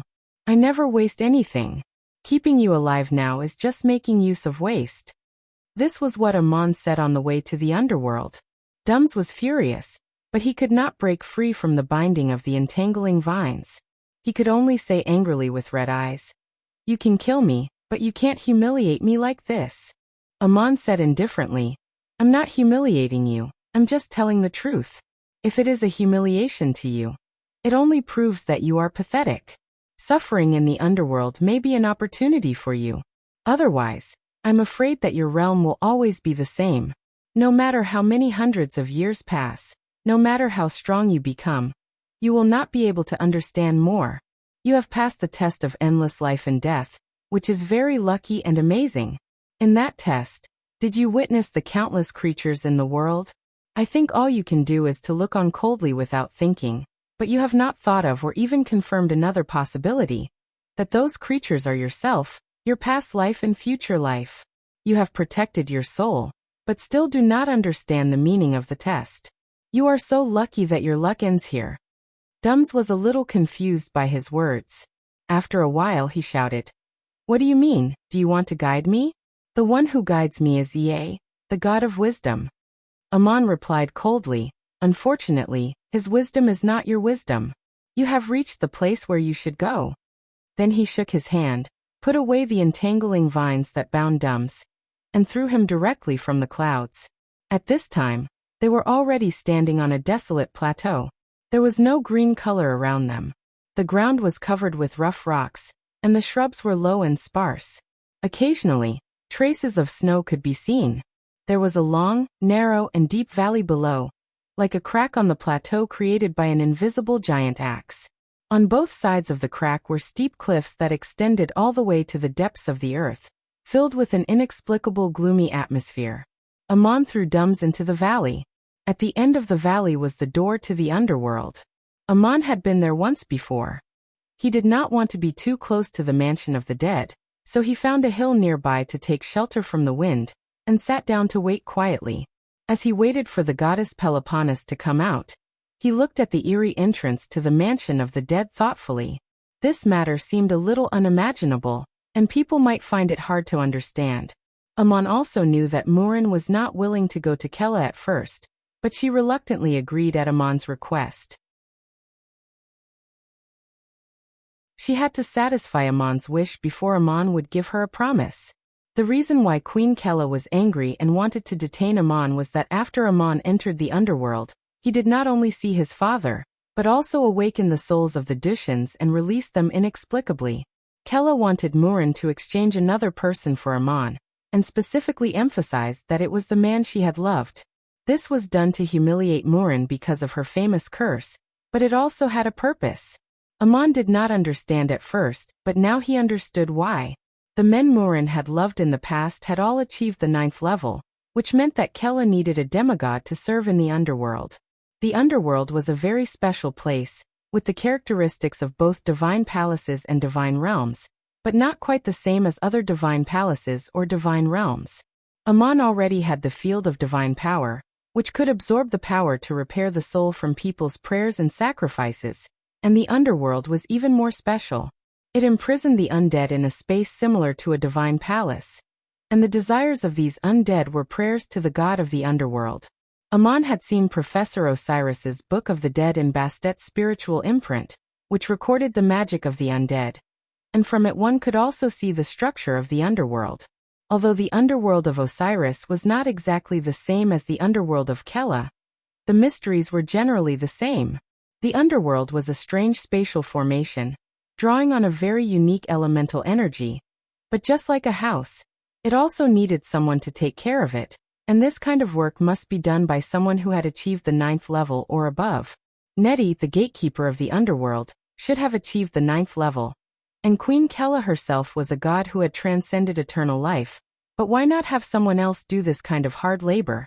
Dums was sent here by Murin, which was exactly what Kella needed. Peloponnes was willing to replace Dums, and Queen Kella would also agree. The underworld was dark, only endless darkness and gloom, and living in it was worse than dying. Working here was more miserable than any kind of hard labor in the world. Just as Amon was thinking about this, he suddenly had a thought and looked towards the opposite side. Across the valley, on the top of the opposite mountain peak, in the bitterest cold wind, a man sat quietly, his clothes not fluttering, calm and silent. It was Xidigarba Amon, whom he had seen in the desert. As soon as Amon looked up, he heard Xidigarba's voice. "We meet again. I just saw you throw a man down." Amon replied. "Xidigarba Amon, why are you here?" "Great compassion," Xidigarba said. "Boundless light has crossed the 10 directions of suffering. I followed the Buddha from the underworld of Osiris, and came to this place to observe. I wish to use my beard to transform the netherworld, and lead the dead into the realm of Baron Een to know what reincarnation is. Now that the vow has been made, the Buddha has given me the name of Xidigarba Amon." Amon was stunned. "The vow has been made, then why are you still sitting here?" Xidigarba Amon smiled. "I showed up and talked to you, and then I left to open the underworld." Amon frowned and pointed to the deep valley in front of him. "You also want to build such an underworld? Although I'm not a god, I know more or less about the mystery behind it. This is a way to continue to practice and verify after transcending eternal life, but I don't like it. You can do something else. Why do you have to be the king of hell?" Xidigarba Amon clasped his hands and replied, "I don't like it either. I just feel sad when I see this place. Without this trip, I wouldn't have the opportunity to fulfill my vow." Amon narrowed his eyes and asked with interest, "Then did you go in?" Xidigarba Amon replied, "The owner of this place, Kella, is very arrogant and ordered me to come back after I die. However, I have transcended life and death and achieved an immortal body, so I can't go in." Amon shook his head and said, "If you don't want to go in, then don't go in. I have been there, and it is not a good place." Xidigarba Amon nodded across the deep valley and said, "I would like to hear the details, please enlighten me." Amon was slightly taken aback, and sat for a while without answering, as if he was quietly experiencing something. Judging by the gods that Amon had seen, this Xidigarba Amon should have already transcended the realm of eternal life, but he used another way to express it, and the belief that he pursued should be different. At this moment, he asked Amon for advice, and at the same time, he taught Amon a spell. Of course, the two of them were not shouting at the top of their lungs in the cold wind across the valley, but they were communicating directly in their souls. According to Amon's experience, this was a high level of information sensing and detection magic. Xidigarba Amon's method was slightly different, but the effect was the same. It was not some magic, but a kind of thought that contained all kinds of information, and the soul resonance was directly imprinted into the mind, as if time was frozen and the non-existent space was opened up to evolve things. Amon could not yet be as brilliant as him, But this method was easy to understand. Xitigarbha Aman did not ask for help in vain, and when he opened his mouth, he demonstrated this special spell. As long as Aman mastered the key to it, it was not complicated to use it. Aman nodded to Xitigarbha Aman from afar and said, "This place is the underworld of the Anunnaki divine clan. It seems invisible, but it is tangible. It is isolated from the world by a formation, and there are 7 layers of space in total. The first layer is the void without beginning and end, and the 5 senses are useless. The second layer is the manifestation of desire, which is the prayer of the world to the god of the underworld. The third layer is the diffraction of desire, reflecting all kinds of ripples in the mind. The fourth layer is the life of the deceased, either resentful or regretful. The fifth layer is the flashback of the soul, seeing all kinds of things, as if reliving life. Everything is clear but helpless. The sixth layer is the lonely nothingness, without beginning and end. If the desire of the dead is not appeased, it will be difficult to escape. The seventh layer is the residence of the king of the underworld, where the throne of Kela is located. After answering Xitigarbha's question, he used the mental evolution technique that he had just comprehended to directly transform his experience in the underworld into a space-time mental image. Only in this way could he explain it clearly. Otherwise, it would be indescribable no matter what language he used. Aman finally said, "This underworld imprisons the souls of the dead, so that people do not know that they are dead, immersed in this life and unable to free themselves, and with the power of the formation, it becomes the divine realm of the king of the underworld. I am very disgusted and even hate this place because after my people died, their souls were imprisoned in it. Did you see me throw a person down just now? The cause and effect are all because of this. I have long wanted to tear this place down. I don't think you are an evil god. Why bother to build such a damn thing?" Aman told Xitigarbha Aman about his release of the souls of the Dushyants, and the subsequent series of disputes. This was a kind of verification, exchange, and mutual admonition between the two great achievers, and there was no selfishness to speak of. Xitigarbha Aman nodded repeatedly and said, Aman, you have already torn down this underworld in your heart. Whether you succeed or not in your cultivation in this life, you will not enter this underworld. What I want to build is not the same as what you see, not a divine palace, not a divine realm, but a world developed by the soul platform. According to what you said, it is the unfolding of my soul. It can't imprison anyone, but it allows the dead to witness what they have been trapped in for a lifetime. When they enter the barren bright realm at the end of their lives, everything they have done in their lives is clear. What others have experienced is reflected in their hearts, from this life to the heart of remorse and the heart of reincarnation. What is reincarnation? What you have done and what you have experienced in the world are clear, but you still cannot free yourself. That is reincarnation. The so-called underworld is nothing more than this. After Xitigarbha Aman finished these words, his figure disappeared out of thin air, but his mind seemed to be still in place. Through this mind, Aman glimpsed another world. Not the time or space that once existed in this world, nor the divine palace or divine realm that Aman had seen. He saw all kinds of scenes, including the flashes of countless people at the moment of their death. All the experiences of their lives, from the birth canal of their mother, were incomparably clear. Aman had seen a similar scene in the underworld, but when his mind continued to go deeper, there were many subtle changes. The existence that a person could not encourage. The so-called living beings must first have self-awareness, be able to distinguish between the subject and the object, and know that they are interdependent with the surrounding world. When the life experience was clear, the impact of their actions on the world was all clearly reflected. These were the traces left in this world by the dead in this life, such as the love, hate, sorrow, and joy that they brought to others. At this moment, all turned into their own feelings. This thought only lasted for a moment, and then the soul would dissipate and go somewhere unknown. But if this moment was not freed, it would be like an endless eternity without beginning and end. People gave birth to the heart of injustice, the heart of remorse, and the heart of reincarnation. There were too many unsatisfied desires and regrets in people's lives, and there were too many injustices in the world. Whether people were good or evil, They all had the heart of injustice, followed by the heart of remorse. A very natural thought would arise. I have understood all this. If I were reborn again, what would I do, and what would I do? The thought of rebirth in this world was the cause of the endless fate of hell. There was also the endless heart of reflection and the heart of injustice. The heart of injustice alternated with the heart of remorse, and the endless suffering never stopped. Before Ksitigarbha disappeared, Ksitigarbha explained a concept to Aman, and Aman himself also understood it, just like what he said before throwing Dums into the underworld, but from a different perspective. In this world, the souls of the dead had to face the torture of fate, the judgment of the end of days. In the alternating heart of injustice and remorse, if they could not be freed, they would be reincarnated. If a soul was freed in such a world, it meant that it would directly become a god who transcended eternal life. But if they had such achievements, how could they fall into this world? The dead witnessed what was trapped, gave birth to the wonderful heart of reincarnation, and dissipated in a flash. This was the world evolved by the soul of Ksitigarbha. When did it appear? Just now, when he said the last word to Aman. It happened in the blink of an eye.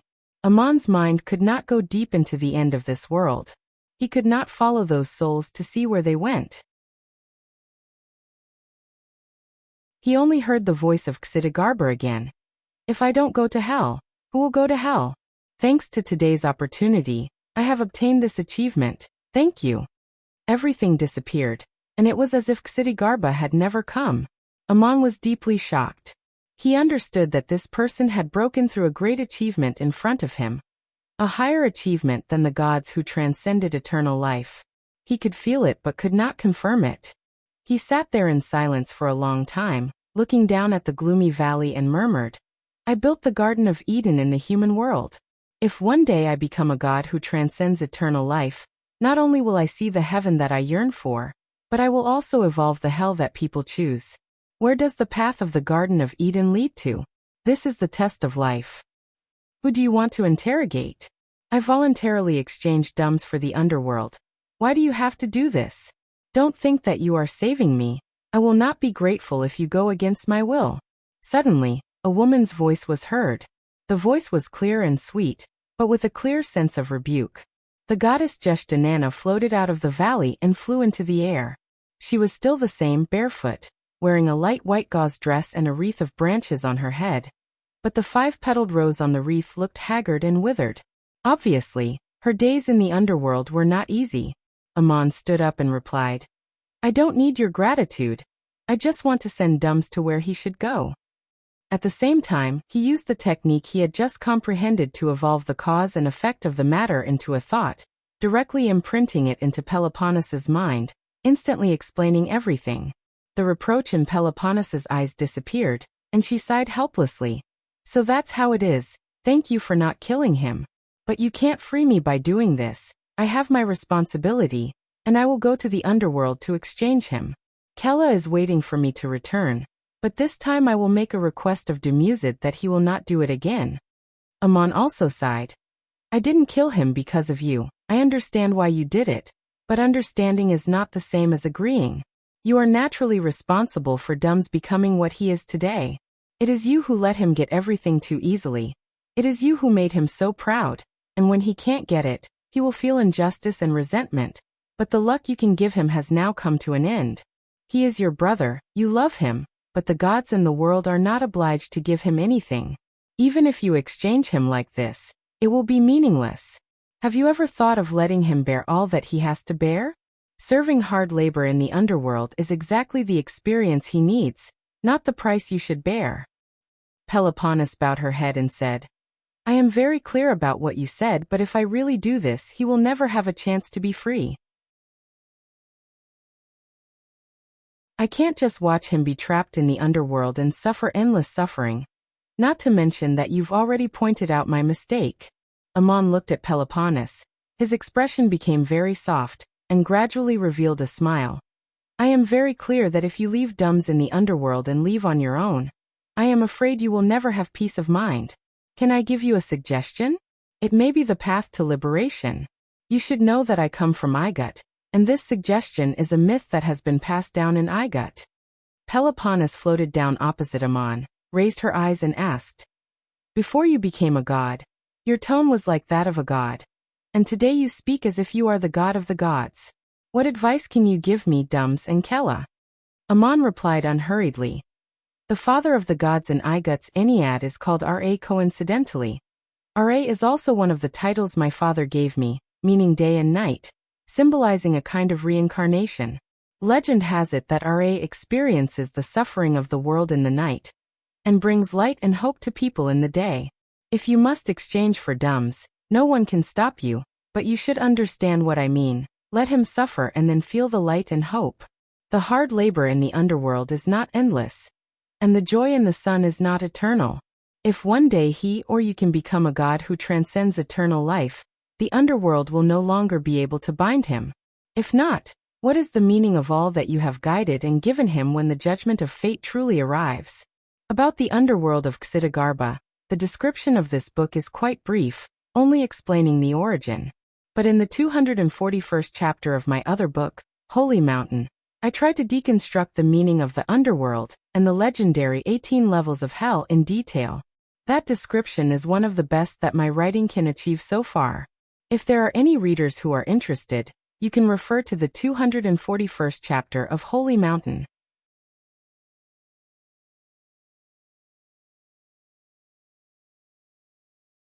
Chapter 209. 192. Garden of Eden. Peloponnes looked at Ammon, her eyes sparkling, and she suddenly opened her arms. Ammon smiled and opened his arms very calmly, giving the goddess a gentle hug. Peloponnes whispered, "Thank you for your advice. I am good at summoning the power of the living to awaken. The day and night you mentioned are the 4 seasons that I have experienced. I will go to Queen Kella now." Ammon advised again, "Why are you in such a hurry? It is midsummer now. You can wait until midwinter to go. In such a cycle, there will always be people who bear it. There will always be people who are free. There will always be hardships, and there will always be hope." Peloponnes raised her head and said, "I know what to do, but how can I thank you?"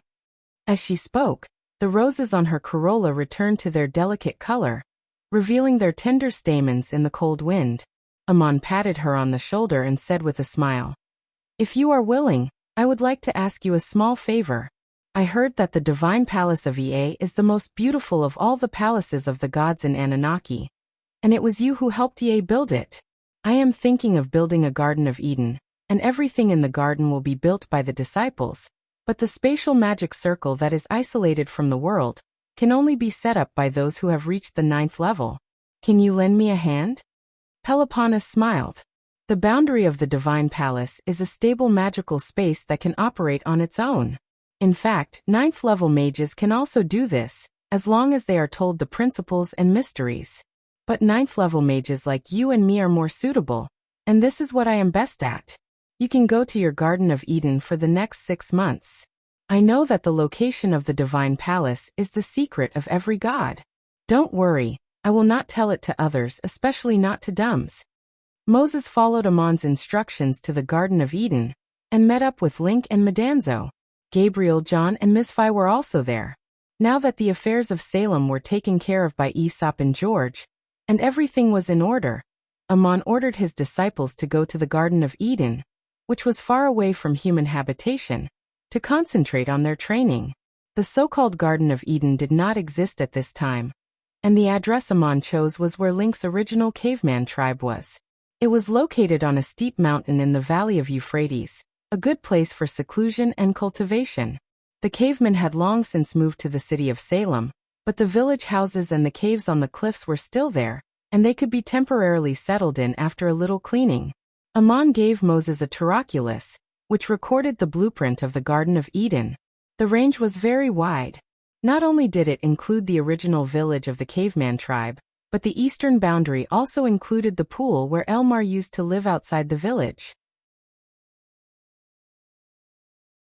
The farthest point in the west was actually connected to the mountain cave where Bear was last hiding. In other words, the Garden of Eden spanned 2 high mountains, with one in the middle being in the air, and one needed the ability to fly in order to traverse the entire divine palace. There were water sources and even mines in the Garden of Eden, and there were 4 streams surrounding it. The residences of the disciples were scattered among these streams and mountains, and they could build the divine palace according to what they liked. The huge cave where Bear was last hiding was surrounded by white clouds, and could only be entered by stepping on clouds. It was a place for training that Amon had prepared for himself, and it could also be regarded as a remembrance of his past experiences. If the Garden of Eden was to be completely built according to this blueprint, it would take many years, but Amon was not in a hurry. He would first let it take shape, and then let the disciples build it over the long years. This paradise on earth from which one could glimpse the divine kingdom was, for Moses, the home of his soul, and the blueprint given by Amon did not include every detail. The first and most important step was to set up a spatial magic circle, using the natural elemental power between heaven and earth to make this space disappear from the world, beyond people's perception. First of all, there had to be such an outline, and then the various wonders of the Garden of Eden could be built, and this step would require a 9th-level divine emissary, or a 9th-level mage. Many of the landscapes in the Garden of Eden were also quite interesting, such as the cold spring that Amon had instructed Moses to build, in the mountains in the west of the Garden of Eden, exactly the same as the cold spring that Crazy Ol had laid in the charcoal forest, and this was also a kind of silent memorial. Link and the others were a little worried when they heard that Dums had gone to find trouble with Amon. It had been 2 days since Moses arrived in the Garden of Eden. If Amon and Dums had a conflict, there should have been a result long ago. These disciples were thinking about going together to see what was going on, but they did not know where to find Amon. At this moment, Murin's elf maid, Shubra, came and told them not to worry, that Murin had sent people to help Amon take down Dums, and the disciples could just wait here. Even though they were mentally prepared, when the disciples saw Amon, they were so shocked that they were almost speechless. Especially Link. The more surprised he was, the wider his mouth opened, so wide that an egg could be stuffed in, making people worry whether his jaw would be dislocated. Everyone knew that Dums was Murin's ex-husband, and there was a reason why Dums had gone to find trouble with Amon.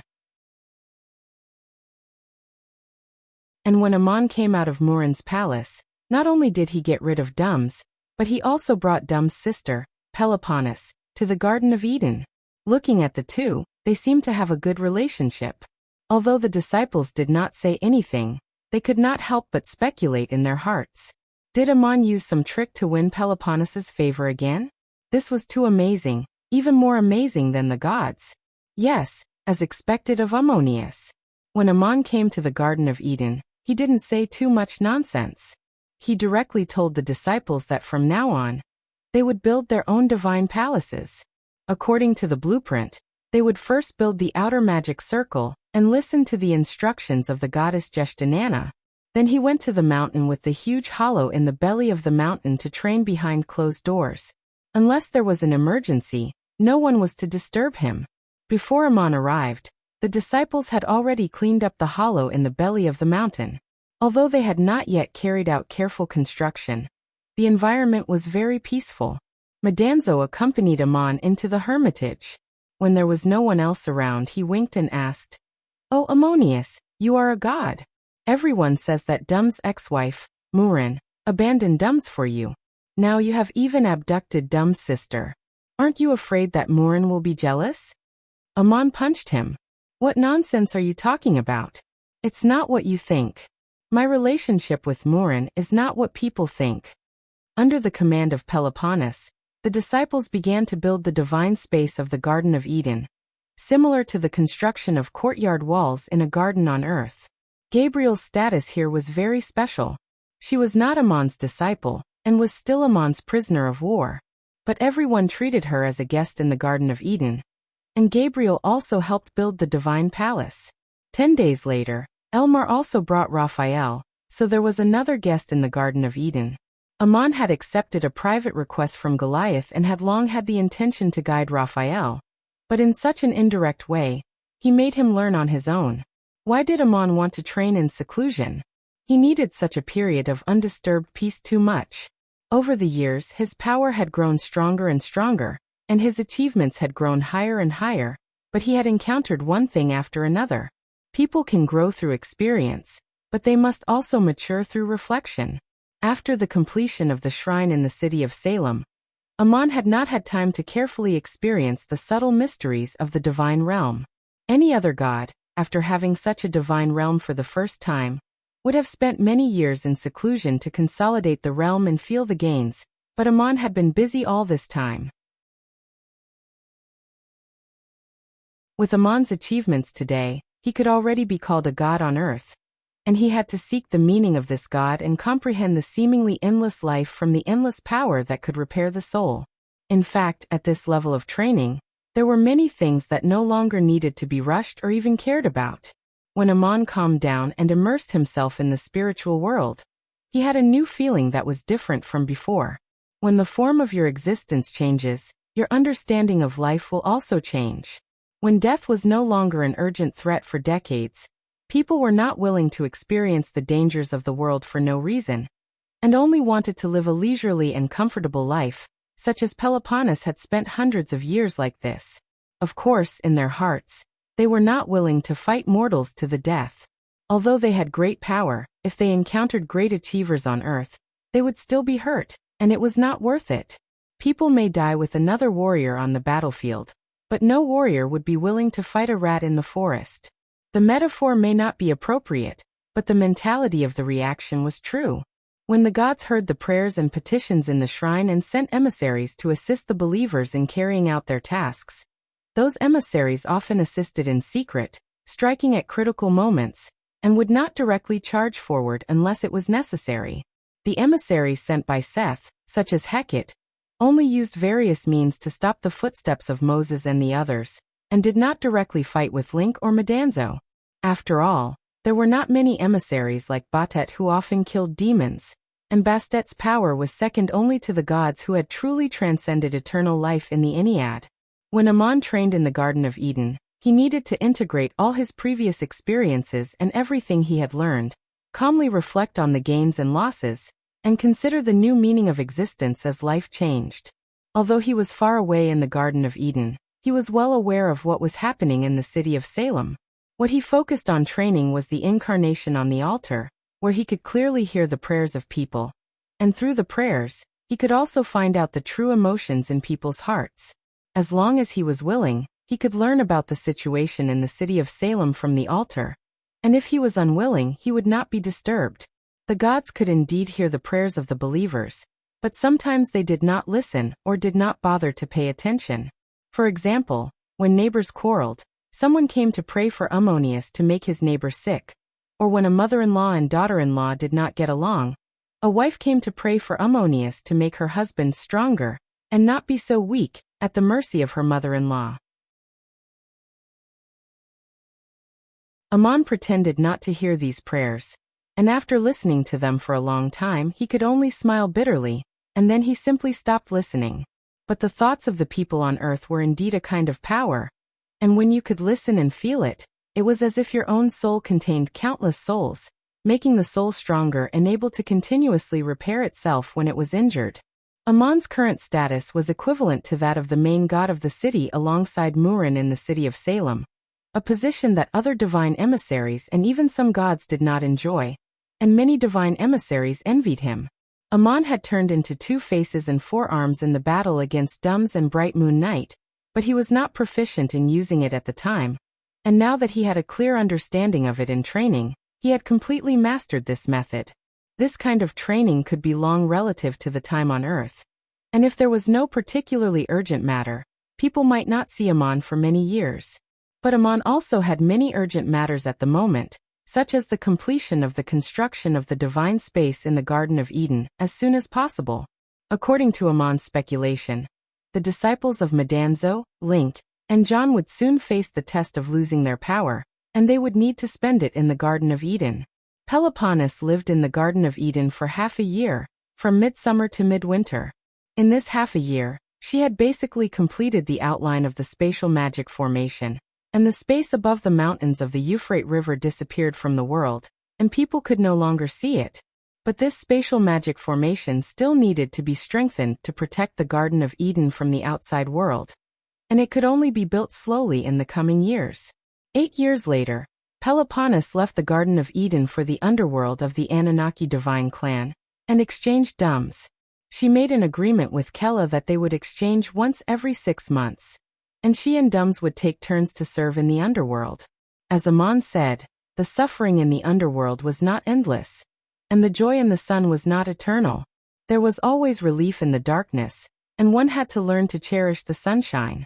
Many years later, there was a legend in the world that the alternation of spring, summer, autumn, and winter was a symbol of the two gods taking turns to come to the world. That was something that would happen a long time later. Peloponnes did not see Ammon when she left the Garden of Eden, and at that time the war between the city of Salem and the city of Enril had already begun. At this time, except for Moses, all the disciples of Ammon had left the Garden of Eden, and even Murin and her divine emissaries had left the palace of Murin, and everyone was looking for Ammon all over the continent. Why did Ammon disappear? Why were people anxiously searching everywhere? It all started with a battle on the plains of Duk. If nothing unexpected happened, Ammon would also have meditated in seclusion for 100 years like the legendary gods. After all, there were still many things to worry about in this world, but he would not leave the Garden of Eden for at least several years. But it was a pity that the wind would not stop. After only a month of training in the mountains, Ammon, who was immersed in the spiritual world, suddenly had a faint feeling, as if there was a voice calling him, praying to him and asking for help. This kind of prayer was not something that Ammon did not want to ignore, and what was more surprising was that the prayer did not come from the shrine in the city of Salem. The prayer was calling the name of Allah, and it should be that Joshua and the others were in trouble. If Ammon had not cultivated into the incarnation of Ammonius and Allah at the same time, he would not have been able to hear this kind of prayer, and even if he could hear it now, the perception was very weak and could not be clearly understood. The people of the town of Duk were still on the way, and they took the golden plate left by Moses with them, and when they set up camp, they placed the golden plate with the 10 covenants written on it in the big tent, using it as a mobile shrine. Since Allah forbade them to build statues, they wanted to pray to the golden plate, and it was this prayer that Ammon sensed. After Moses left, the people, led by Joshua, passed through the city of Marduk and entered the plains of Duk. They could not walk very fast on foot, and it would take them another month to reach the city of Salem. With the 12 judges in the group, walking along the paths trodden by the caravans in the wilderness, the bandits and beasts that might appear would not pose a threat. Just as they were about to reach the city of Salem, the governor of Aesop sent a small group of soldiers to meet them. The captain told Joshua that the city of Salem was only 2 days away, but the situation had not been peaceful recently, and the governor of Aesop was afraid of accidents, so he sent people to escort them. There was a new friction between the city of Salem and the city of Enril, and the signs were not right. According to the previous agreement between Aesop and the city of Enril, the mines at the foot of the Assyrian plateau were owned by the people of the town of Duk, but Enril was allowed to send highlanders to mine iron ore and parangons, with half of the harvest as their reward, and the two sides were at peace for a while. But as a steady stream of people from Enril gathered across the plateau, they sent someone to the city of Salem to make 2 new requests. The first was to buy daily necessities from the city of Salem, because many of their supplies still needed to be transported across the plateau, and it was obviously easier to buy them here in Salem. The city of Salem was founded earlier, and the surrounding land had already been reclaimed, sown, and harvested for 2 seasons, and there were also many handicraft workshops in the city, and its products were much richer than those of Enril. But of course, Aesop was unwilling, because the supplies that Enril wanted to buy were exactly what Salem lacked, and they also had to replenish their supplies from the outside world through the trade routes that they had painstakingly opened, so this time the negotiations fell through. Immediately after that, Enril made a second request, that since their people were mining the mines, then the mines should belong to Enril, and they would no longer hand over half of the fine iron and parangons. The reason was simple: the people of Duk were all dead long ago, and it was a land without an owner, and it was the gods who guided them to occupy it. Aesop told the other party very clearly that the people of Duk were still there, and they had the legal right to inherit it. Enril, on the other hand, gave a deadline of 1 month, and if they did not see the people of Duk within a month, they would completely occupy the mines. Aesop realized that a real conflict would be inevitable, and stepped up the training of the city's army to set up defenses in various positions. You're tuning in to the Li Mei's Wuxia Whispers YouTube channel. We're so grateful for your support, and don't forget to subscribe to join us on this incredible journey through captivating stories. Your generosity through donations truly makes a world of difference, as it's the primary source of revenue that allows me to expand and enhance this channel for you. Thank you from the bottom of my heart for being a part of this adventure.